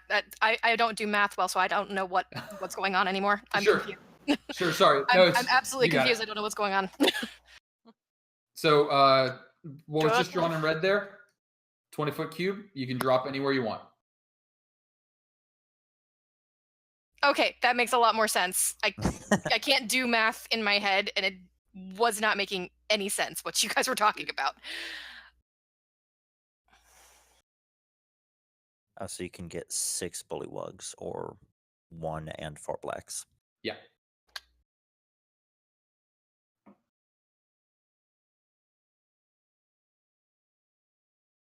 Should be 2 in him, shouldn't it? If I put you can drop it on the halfway. Yeah, you can drop it on the halfway. Oh, okay. Right here, I should be able to get these 3 at the very least. Yep, you got it. And yeah, okay. I really need him to be in that cube because he's going to be the problem, not the other ones. So, we'll do Farblex first. Farblex. Oh. I believe that's a pass. DC 15. Farblex is okay. Bullywug number 1. Bullywug number 2. Bullywug number 2. Wow. Oh. Bullywugs. They have a high dex, I guess. Actually, well, that's my turn, so. Even Edgar was on it. They were on super high alert. But as Telaise lights the place up with the glowy dust, the Bullywugs. Well, it's still very bright here. It is. It is shiny. So Bullywug is going to try and... Which Valandra appreciates. Try and give a little stab on Edgar since they're right there. Edgar's armor class 14 or better? I don't think so. 12. 12. Edgar's hit points. 1. 1? Yeah. I don't know how it works as a spiritual weapon, because he's supposed to just be a spiritual weapon. Because I think there were rules for attacking a spiritual weapon. We made up rules. Did we happen to write them down? I'm not sure. Let's give him... Wasn't it like they can't be touched? Like spiritual weapons themselves can't be touched. They normally can't be touched. What did we decide? Oh, we decided Edgar occupies a square. I'm doing this wrong. I apologize. He occupies a square was what we decided. And that was the offset, not that he needed that. So we're going to say that Bullywug just whiffed it and realized that they just can't and are going to rush up and try and join what will be a fray soon. Bullywug. This one can get up in Chloe's face. And Kuhloe, spear, two-handed, thrust at you. 12, probably not. Valandra. Okay. Valandra will come up here and will cast Spirit Guardians. Uh-oh. That's gonna hurt a lot. Best spell. Okay. Spirit Whoa, Guardians. what the DC is not 11. I don't know what's going on there. That's okay. Like I said, a lot of math is going to break tonight, so please sort out what your DC should be. Well, my DC is 16, which is correct on my sheet, so I don't know what to do about. Take your spell off and drag it back in from the compendium, and that should hopefully reset whatever just went crazy. Okay. Please double check that your damage was correct. I think that's correct. 3d8. Yeah, 3d8. Yep. Okay. And Valandra, any other activity for you? No, that was my action, and I don't have any bonus action spells, so. Okay. So. And the 15 feet is all of them. They don't like this. Right here. So that's 7 of them. All right. The Bullywug looks at the brightly glowing little blue girl and says, "No more," and throws a... Nah. I'm going to throw a shield at whatever that guy's throwing at Valandra. Okay, he's throwing a spear, so the spear... Blang! He hits the roof. He backs away slowly. Not happy with this situation. Joey. Oh, all right. So I'm getting out of the crate, and I'm like, I gotta do my stretches. It's a little misty in here. I'm gonna step up. I'm gonna take a look down this hallway here. Anything going on there? I guess I'll move one more square so I can actually see the hallway. Sure. You can look down in that direction. And down in that direction, what you see is the mist is still seeping back and forth 2 to 3 feet deep. So it's well up to the thighs. Waverly could be standing right in front of you, and you probably would not know it unless your ear tips breeze through. A permanent teleportation circle is carved into the ground, and you can see it glowing where some of the Lizardfolk have already taken chests through. Beyond that, it's fairly empty. The walls just sort of bricked in, big circle on the floor. Cool. Not more things that are going to come at us. Always good. Not probably. That you see, no. And then I'm going to do the same thing. I'm going to walk down back my other 20 feet, and I'm going to sideways glance along this hallway, make sure that there's nothing immediate coming. Well, you don't see anything immediate coming, but you do see some stuff. And what you see is a fairly big watery expanse. It's pretty well lit. And sticking out of the water and occasionally sunning itself on some rocks, well, sunning being a figurative term as there's no sun down here, some rather large frogs. Okay. And then is this visible, or is this like a pretty steep incline? Oh, it's visible. You can see through. You can see along it. All right. Then I will shoot this bullywug that's in the back here. Does not want you to do that. And that was this fellow right here? The one that's all the way down. That guy. 22 is plenty to hit him, and 11 points of forcible damage is just enough to burst his balloon. You have a second one, right? That poor guy. Yeah. I guess I'll hit this one stacked up all the way in the back here, because I've seen a bunch of swirly shit around Valandra. I'm assuming that's probably good for us. I don't know. And Chloe's doing her thing in the hallway, so start thinning out the back ranks. The back ranks are getting bruised and battered, but that second one does not fall. Any additional actions? No. All right. That brings us around to some bullywugs who are about to potentially have a very bad day. That is a 16 wisdom saving throw? Correct. They are so happy about that. Oh, buddy, you are so close. Oh man. And yet, so far, he is dead. He. So as things start to happen, Valandra, a lot of Bullywugs are probably going to die. What do your spiritual guardians look like at this instant, and what are they doing to these poor Bullywugs? They look like little elementals. Okay. And they're probably doing things like it's not just one type, it's all types of elementals. And so depending on which type they are, some of them are just like burning through them. Some of them are like water elementals. They're like drowning them. Some are dragging them down to the earth. Okay, so it's not... kind of horrifying. Yeah. Yeah, not just one bad thing, but all the bad things are happening to them. That's awesome. The one or two that have survived so far are the ones that the elementals are trying to drown. The Bullywugs don't even seem to acknowledge that. But the burning, the electrocution, the pelting with stones, the freezing, yeah, all those are bad. And that brings us to Farblex. And they did take half damage on succeeded saves. No one succeeded. Oh, okay. He just died. There was just a lot of Gotcha. dying Bullywugs, is what that was. Okay, the others are just lower in the initiative. Got it. They just haven't had their chance to die. let's be real about what's happening here. This is not a happy day for the Bullywug clans. But where's Valandra now? I can't see her anymore. Valandra, where'd you go, Valandra? Just underneath the Bullywug. Oh, she's above the Bullywug for me, so I didn't see it. You are. Yeah. Yeah, she's standing on top of a corpse. Let's throw this corpse out to the side here. So.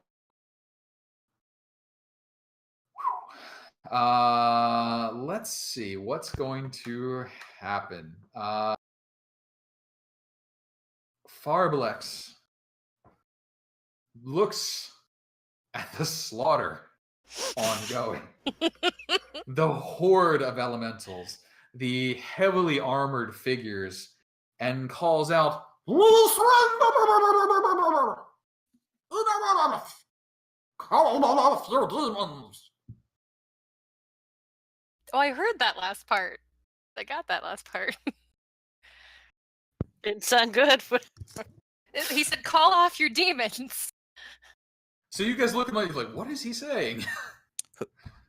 No, stop! Please! No more! Are you just taking your finger in front of your lips while you talk? There's a real good reason why I stopped using the webcam.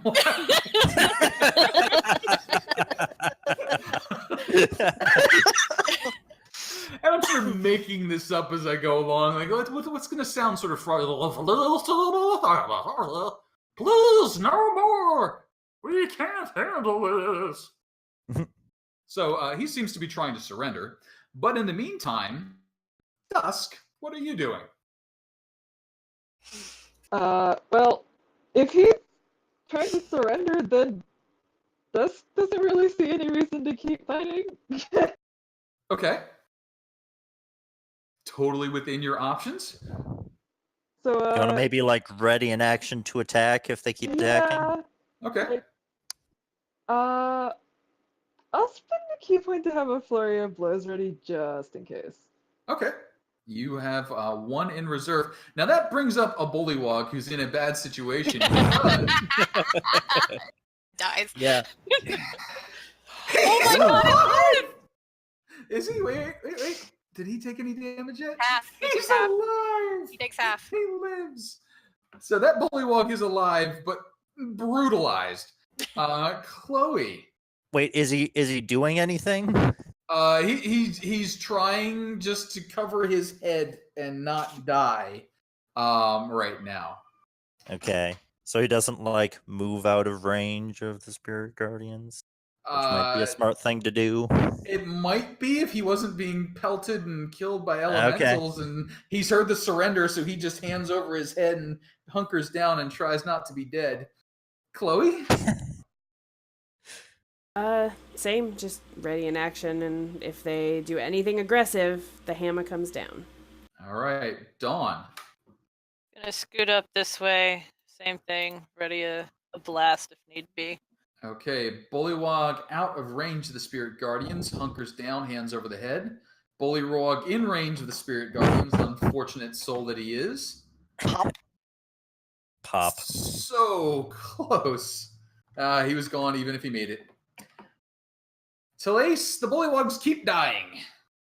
But the ones who aren't yet dead, it's very clear that they've dropped their weapons, correct? Yes, they are. They are all in the throwing their hands over their head surrender mode. Okay.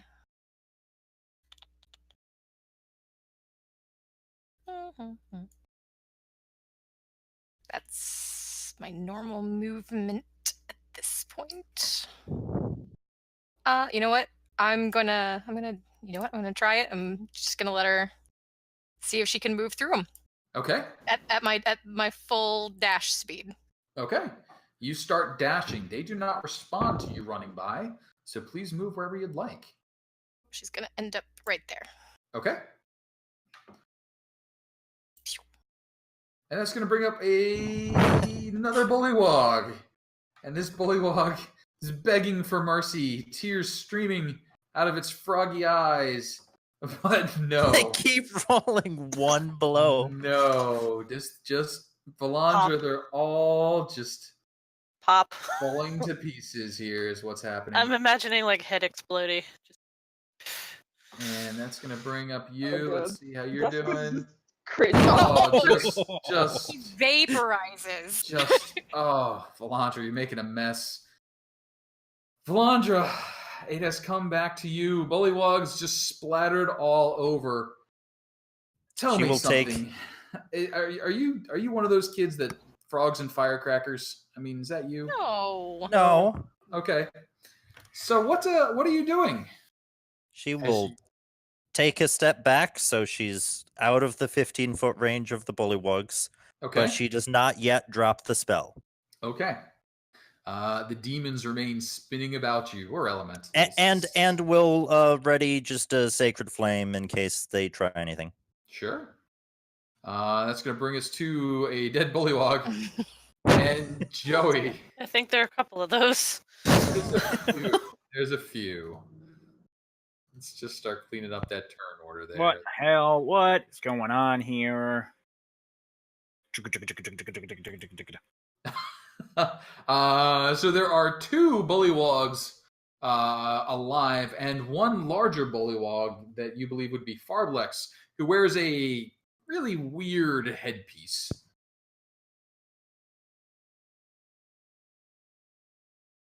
Okay. Bold fashion choice. Yeah, no, I mean, that's my dash. And, like, if he's surrendering, I'm good with not immediately putting something into his head. He is full on surrendering. He has taken his ceremonial hat, put it on the floor, put his head down, face pressed against the ground, in what you assume is some sort of formal gesture of surrender. It's actually a little offensive because it raises his rump fairly high in the air, and who needs to see that? But, Dusk, it comes back to you. Dusk, for the record, has been like cringing every single time the Spirit Guardians like slaughter another surrendering. Like, it was within seconds. Yeah, it was. She stepped away seconds after they surrendered. They just. And let's. It's their fault for rolling high initiative. Let's reminisce. We do know that when Valandra tells someone to step back, they best step back or they're about to die. True. So, Dusk, in this situation, as they are in full-on surrender mode. Well, I'm not attacking right now. Okay. So let's talk about some of the things that you guys are seeing.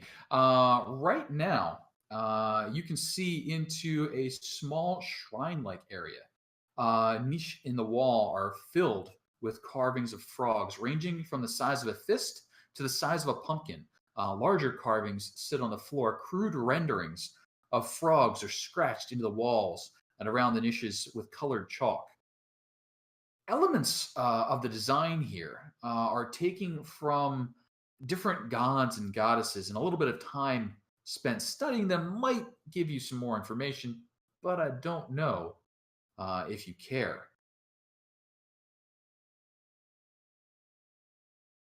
Farblex has prostrated himself on the ground, has had the other two Bullywugs silence, aside from the slow drip and squish that you try not to pay attention to from the mess that the elementals have made fill the room.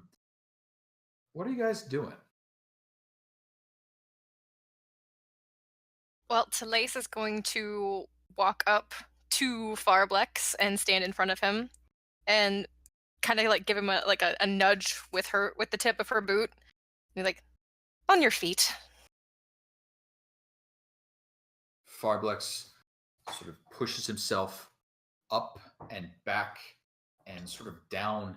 His lower half is quite frog-like, so he's sort of sitting while standing. His butt is on the ground and his feet are planted. That seems to be the standing method he's taken. Oh, thanks, Telaise. That's really helpful as I grab his hands and then start wrapping them up behind his back. Okay. Careful and delicate. No, we've seen that. All of your friends have been popped like party balloons. My poor faithful. Do we need any information from him? Yeah. How about where that portal's going? The portal goes to the ancient lair of the wizard who built this place. It is where the treasure for the Dragon Queen goes. And who's down there watching it? Many of the strongest cultists. A number. How many? We do not go beyond the portal.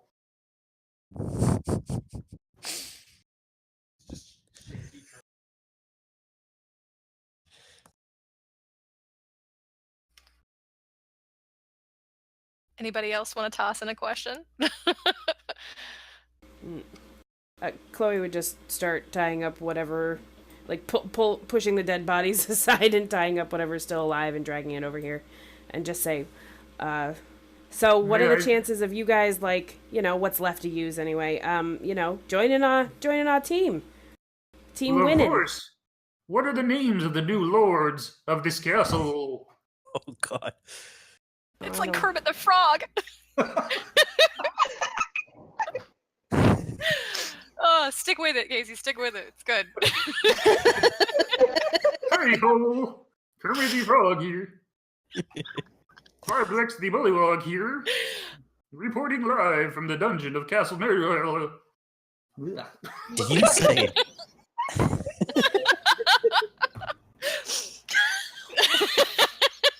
Oh, hail to you, my overlords. What is your wish?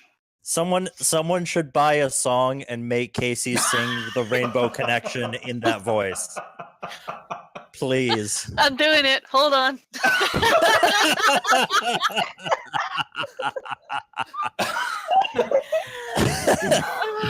That one might actually kill me, but rules are rules. In the meantime, before you force Farblex to serenade you for your amusement,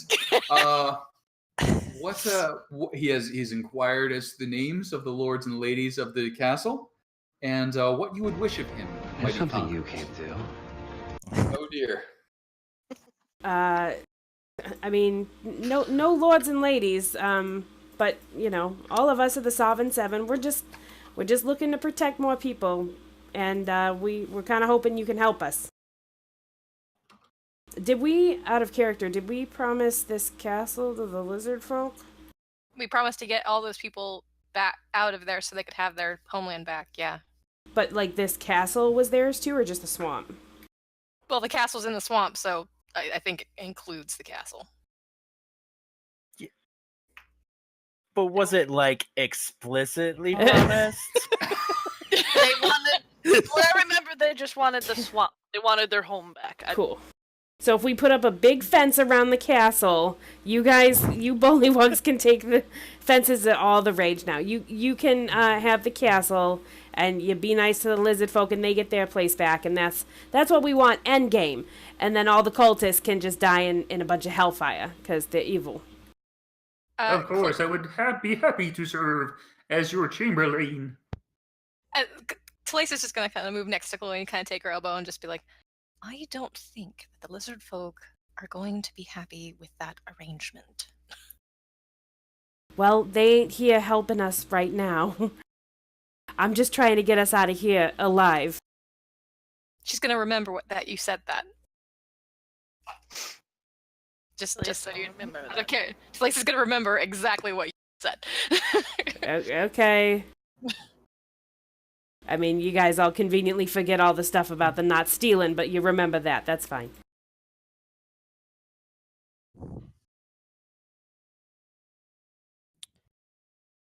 Can I can I make an insight check to try and think that, like, do I think that Farblex would actually help us take down the cultists, or do I think that once we got into a fight, he'd turn on us again? If he thought that, I feel like an insight check would be appropriate at that point. I will cast guidance. 20. All right. So it's pretty clear by how quickly Farblex surrendered and how immediately he recognized you as the new lords and ladies of the castle that he is going to side with whoever is holding the ability to kill him at that particular moment. His loyalty is probably sketchy at best, but right now you are within sword swinging range, or evil, horrible, elemental, beating, burning, freezing, shocking to death range. Whereas the cultists are on the other side of you. If the cultists get through you to him, he'd probably switch sides again. Yes, so we should either... So I don't think we should take him with us or anything. I think we should send him away from the castle and have him take all the Bullywugs with him. Because either that or, like, we have to kill him, because if we keep him alive, that's not going to turn out well for us, I don't think.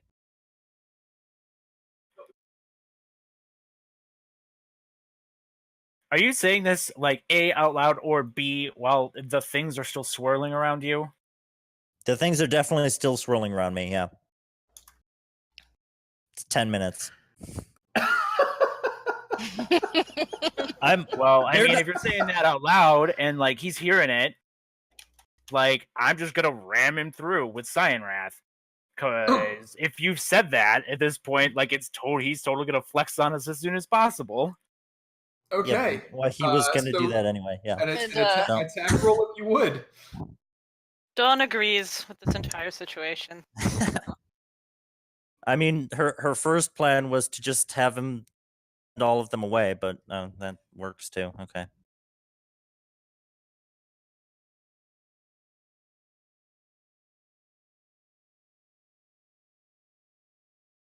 Attack roll? Where'd it go? Come on!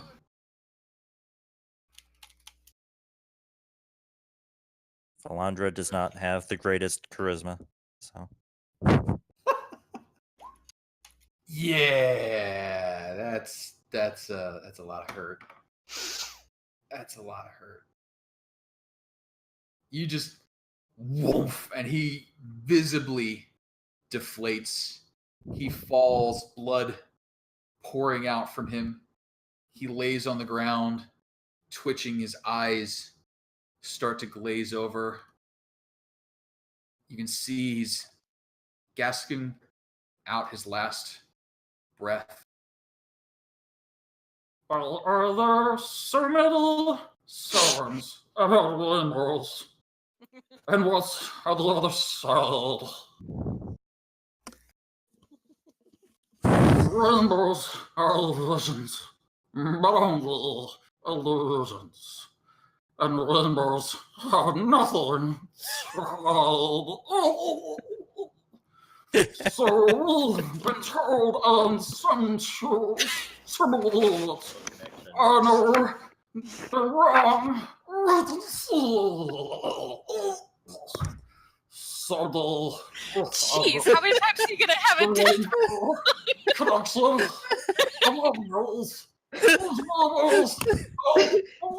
Ladies and gentlemen, it's how Casey dies.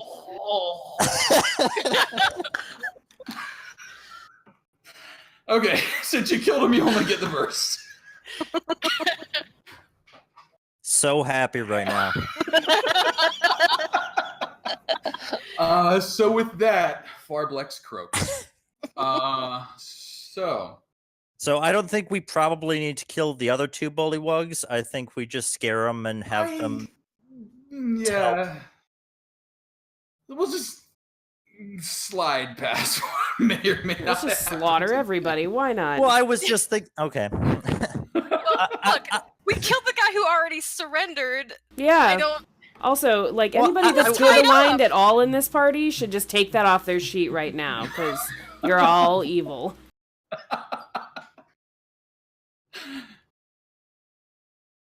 So, there is good evidence that Farblex did not worship a just and noble and kind and good God, and that he may have had some darkness in his soul. So I'm sure it won't keep you up too late at night worrying about our poor Bullywug friend. To the south and the west, a chamber can be seen where Farblex, poor departed Farblex, must once have kept his inner sanctum, his place of study and worship. There's some stuff in there that we'll get into throughout the week, but I think we'll draw it to a close on the musical number and have Waverly rejoin us, perhaps a little confused as to what may or may not be going on based on that extended death sequence that came echoing down the hallways. Hope everybody's having fun. And thank you all for swinging back. All good to wrap at this point, or is there anything anybody wanted to do in the closing moments? Nah, I was just gonna go raid the room.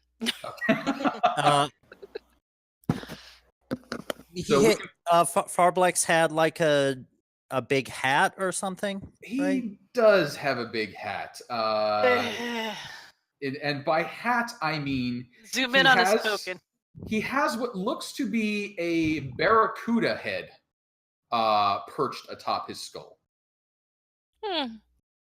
I'm just thinking we should make sure to have proof that he's gone so that the other Bullywugs run away.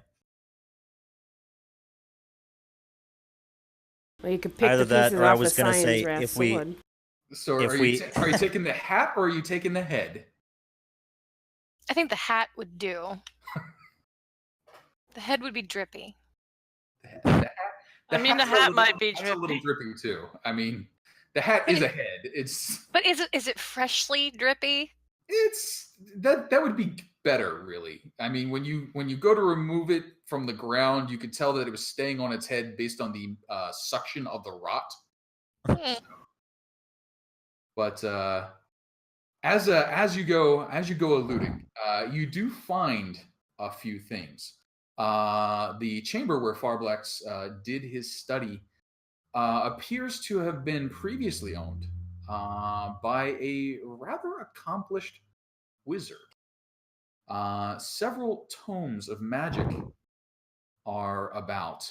Now, the chair and the tables and just about everything else is coated in mud and slime. There is a chest and several clay pots. There is several wall sconces, bookshelves, a desk, and that is about it. Can I see if I can like spot any traps in the room, or Sure, I just want to be cautious about like the chest and the stuff? Yeah. Is that a perception? That would be a perception. 18.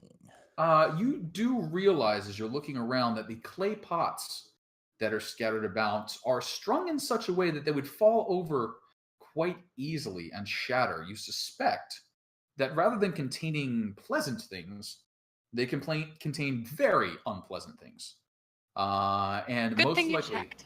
are set to trigger if someone would try and go into that chest that so tantalizingly sits against the wall. So are they just sitting there gently on there? Can they be easily removed? Oh, they could be disabled with any sort of dexterous activity of a, let's say, 10 or higher.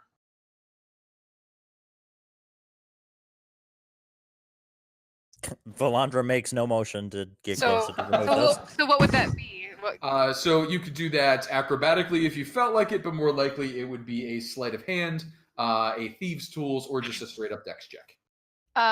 You want to give me guidance there? I cast guidance. Hey, good. No, I just see Telaise getting ready to do something and then looking over Valandra. Like, really? You're not going to give me guidance? You're not going to help? You're not going to help me, the person who walked face first into a lightning blast? You are off the Christmas list right now. Is anyone able to read wizard spells? What do you mean? What do you mean? Is anyone able to class ability to read wizard spells at the moment? Are you talking about like a certain language? Just in general to understand wizard spells. Like if bards do wizard spells, right? Yeah. Yeah. Okay. Okay. Warlocks, technically, I believe. Yeah, I could definitely. Our spells are. Okay. So you find 2 spell books, and as you peruse them, you realize that the handwriting in them is vastly different. Not only are the glyphs different, but it's just a completely different person's writing and inscription. One appears to be far more advanced than the other. You would estimate, though you cannot grasp the spells at this point, that these could be of the 4th or 5th circle of magic, and quite powerful if understood. Though I don't believe either of you can read 4th or 5th level spells just yet. No. And Telaise is going to take those 2 spell books directly and hand them straight to somebody with armor on. You carry it. There's a backpack missing that I think encouraged this, huh? I wonder. So Valandra will carry him, I guess. All right. Beyond that, there's a little bit of gold, which I will figure out for you guys in a minute or two. So Telaise did disable the clay pot trap, Yeah. right? Oh, yes. Very, Yes. very deftly. Yes, the clay pots are now safely on the ground. Can I look in them and see if I can tell what bad things are in them? Absolutely. You go to look in the clay pot, and please make a DC 11 Constitution saving throw. No. Okay. Nope. Oh no. So, you open the clay pot. You look inside. It's sort of filled with a very fine dust that some of it wafts up as you lift the lid off.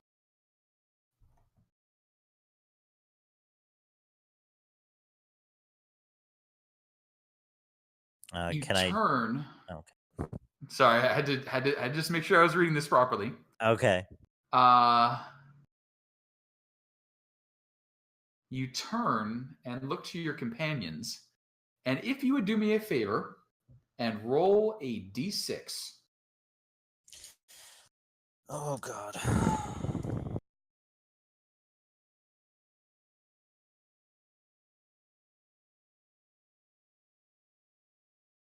When we resume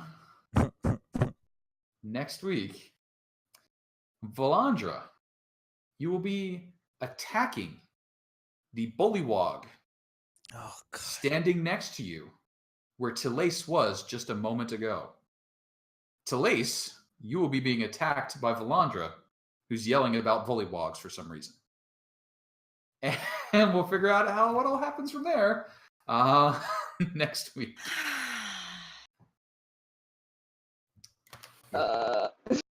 Playing with the hallucinogens again, Valandra.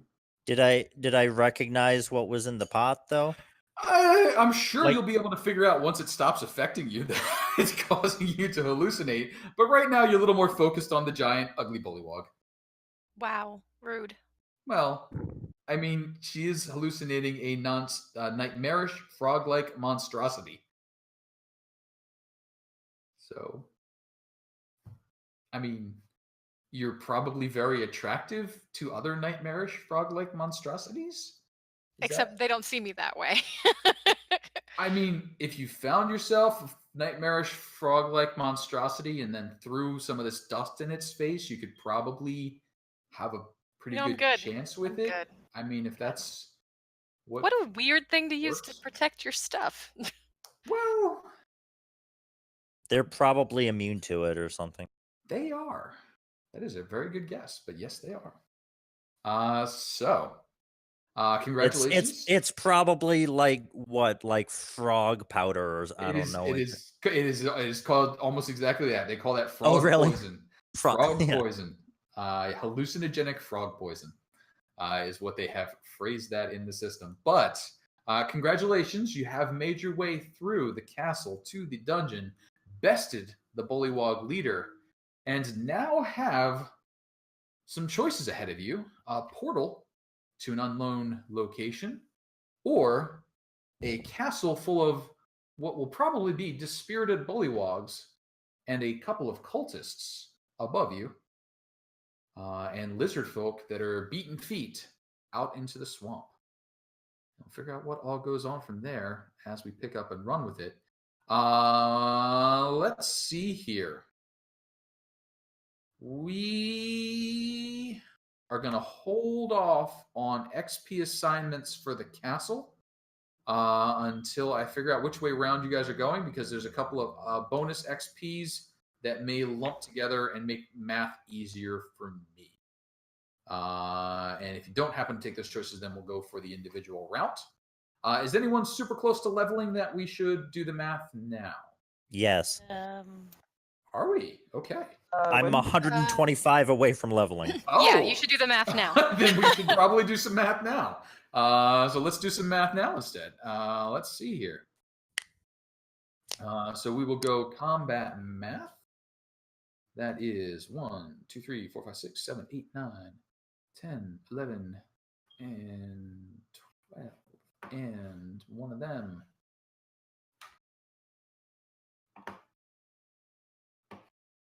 Math is hard. Yes, it is.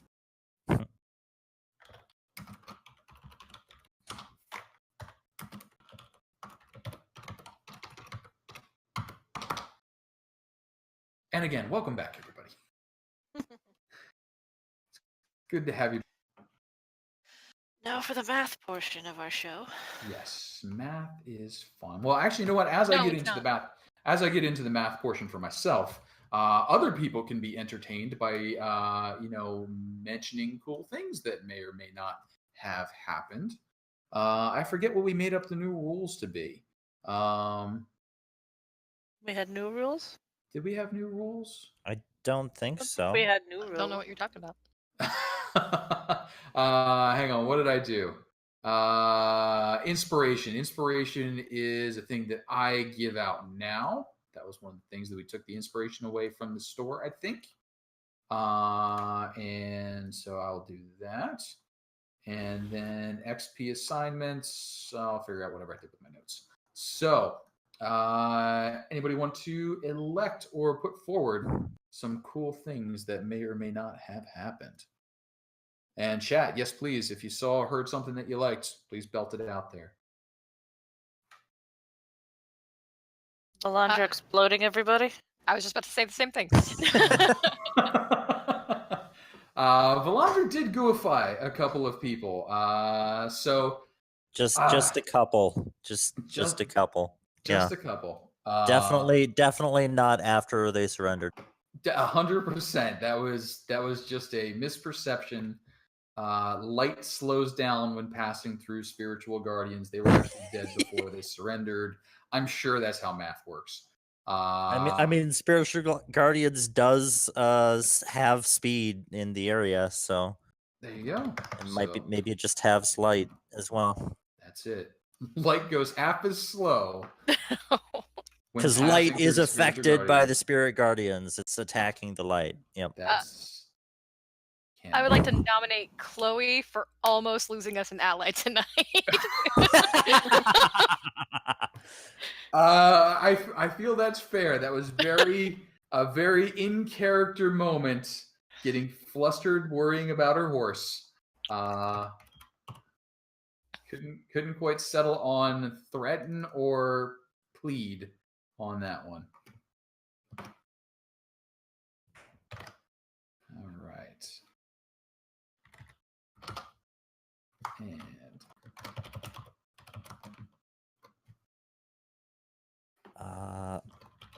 let's see. How about Joey for being smart and checking the other rooms? We learned our lesson from our last dungeon. I will accept that if Joey's willing to acknowledge that he learned his lesson from other adventures. Was that a lesson learned, or was that just a good idea on the spot?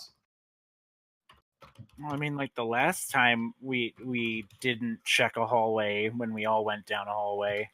It cost us like a black dragon. That is true. That is true. That is a black dragon that was acquired by others. So Joey.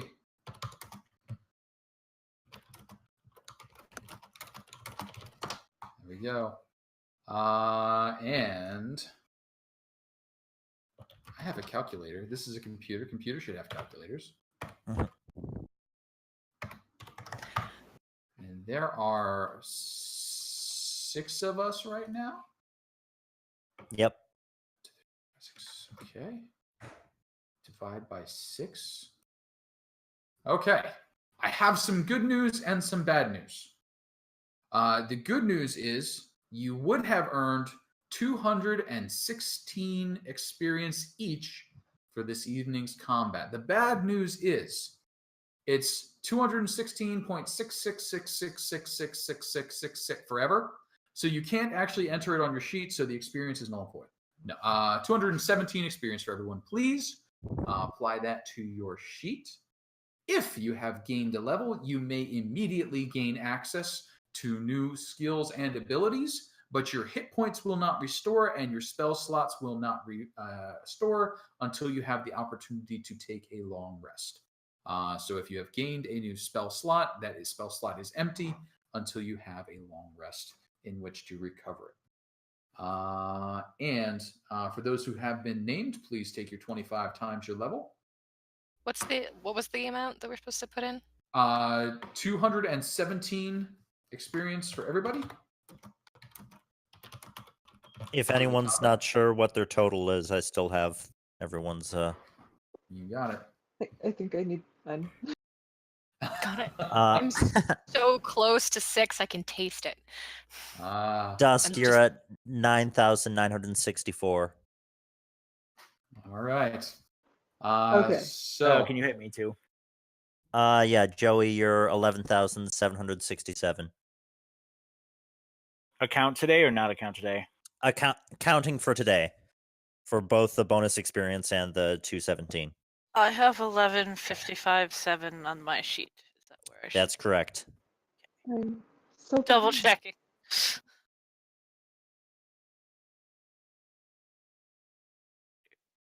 all right. And there were definitely other cool things that happened. All right.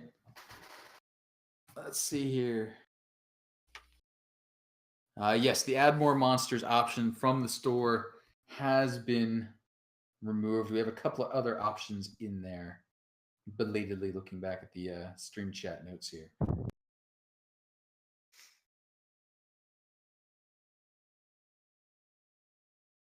right. So with that, I will draw it to a close. I think I am personally going to scamper this evening. If you guys would like to stay and chat, please feel free. We will pick up next week with a little bit of hecticness between Valandra and Telaise, and hopefully, I believe we are short a Waverly till the end of November, beginning of December. So I'm going to say Waverly has probably curiously jumped through the permanent teleportation circle ahead of you folk.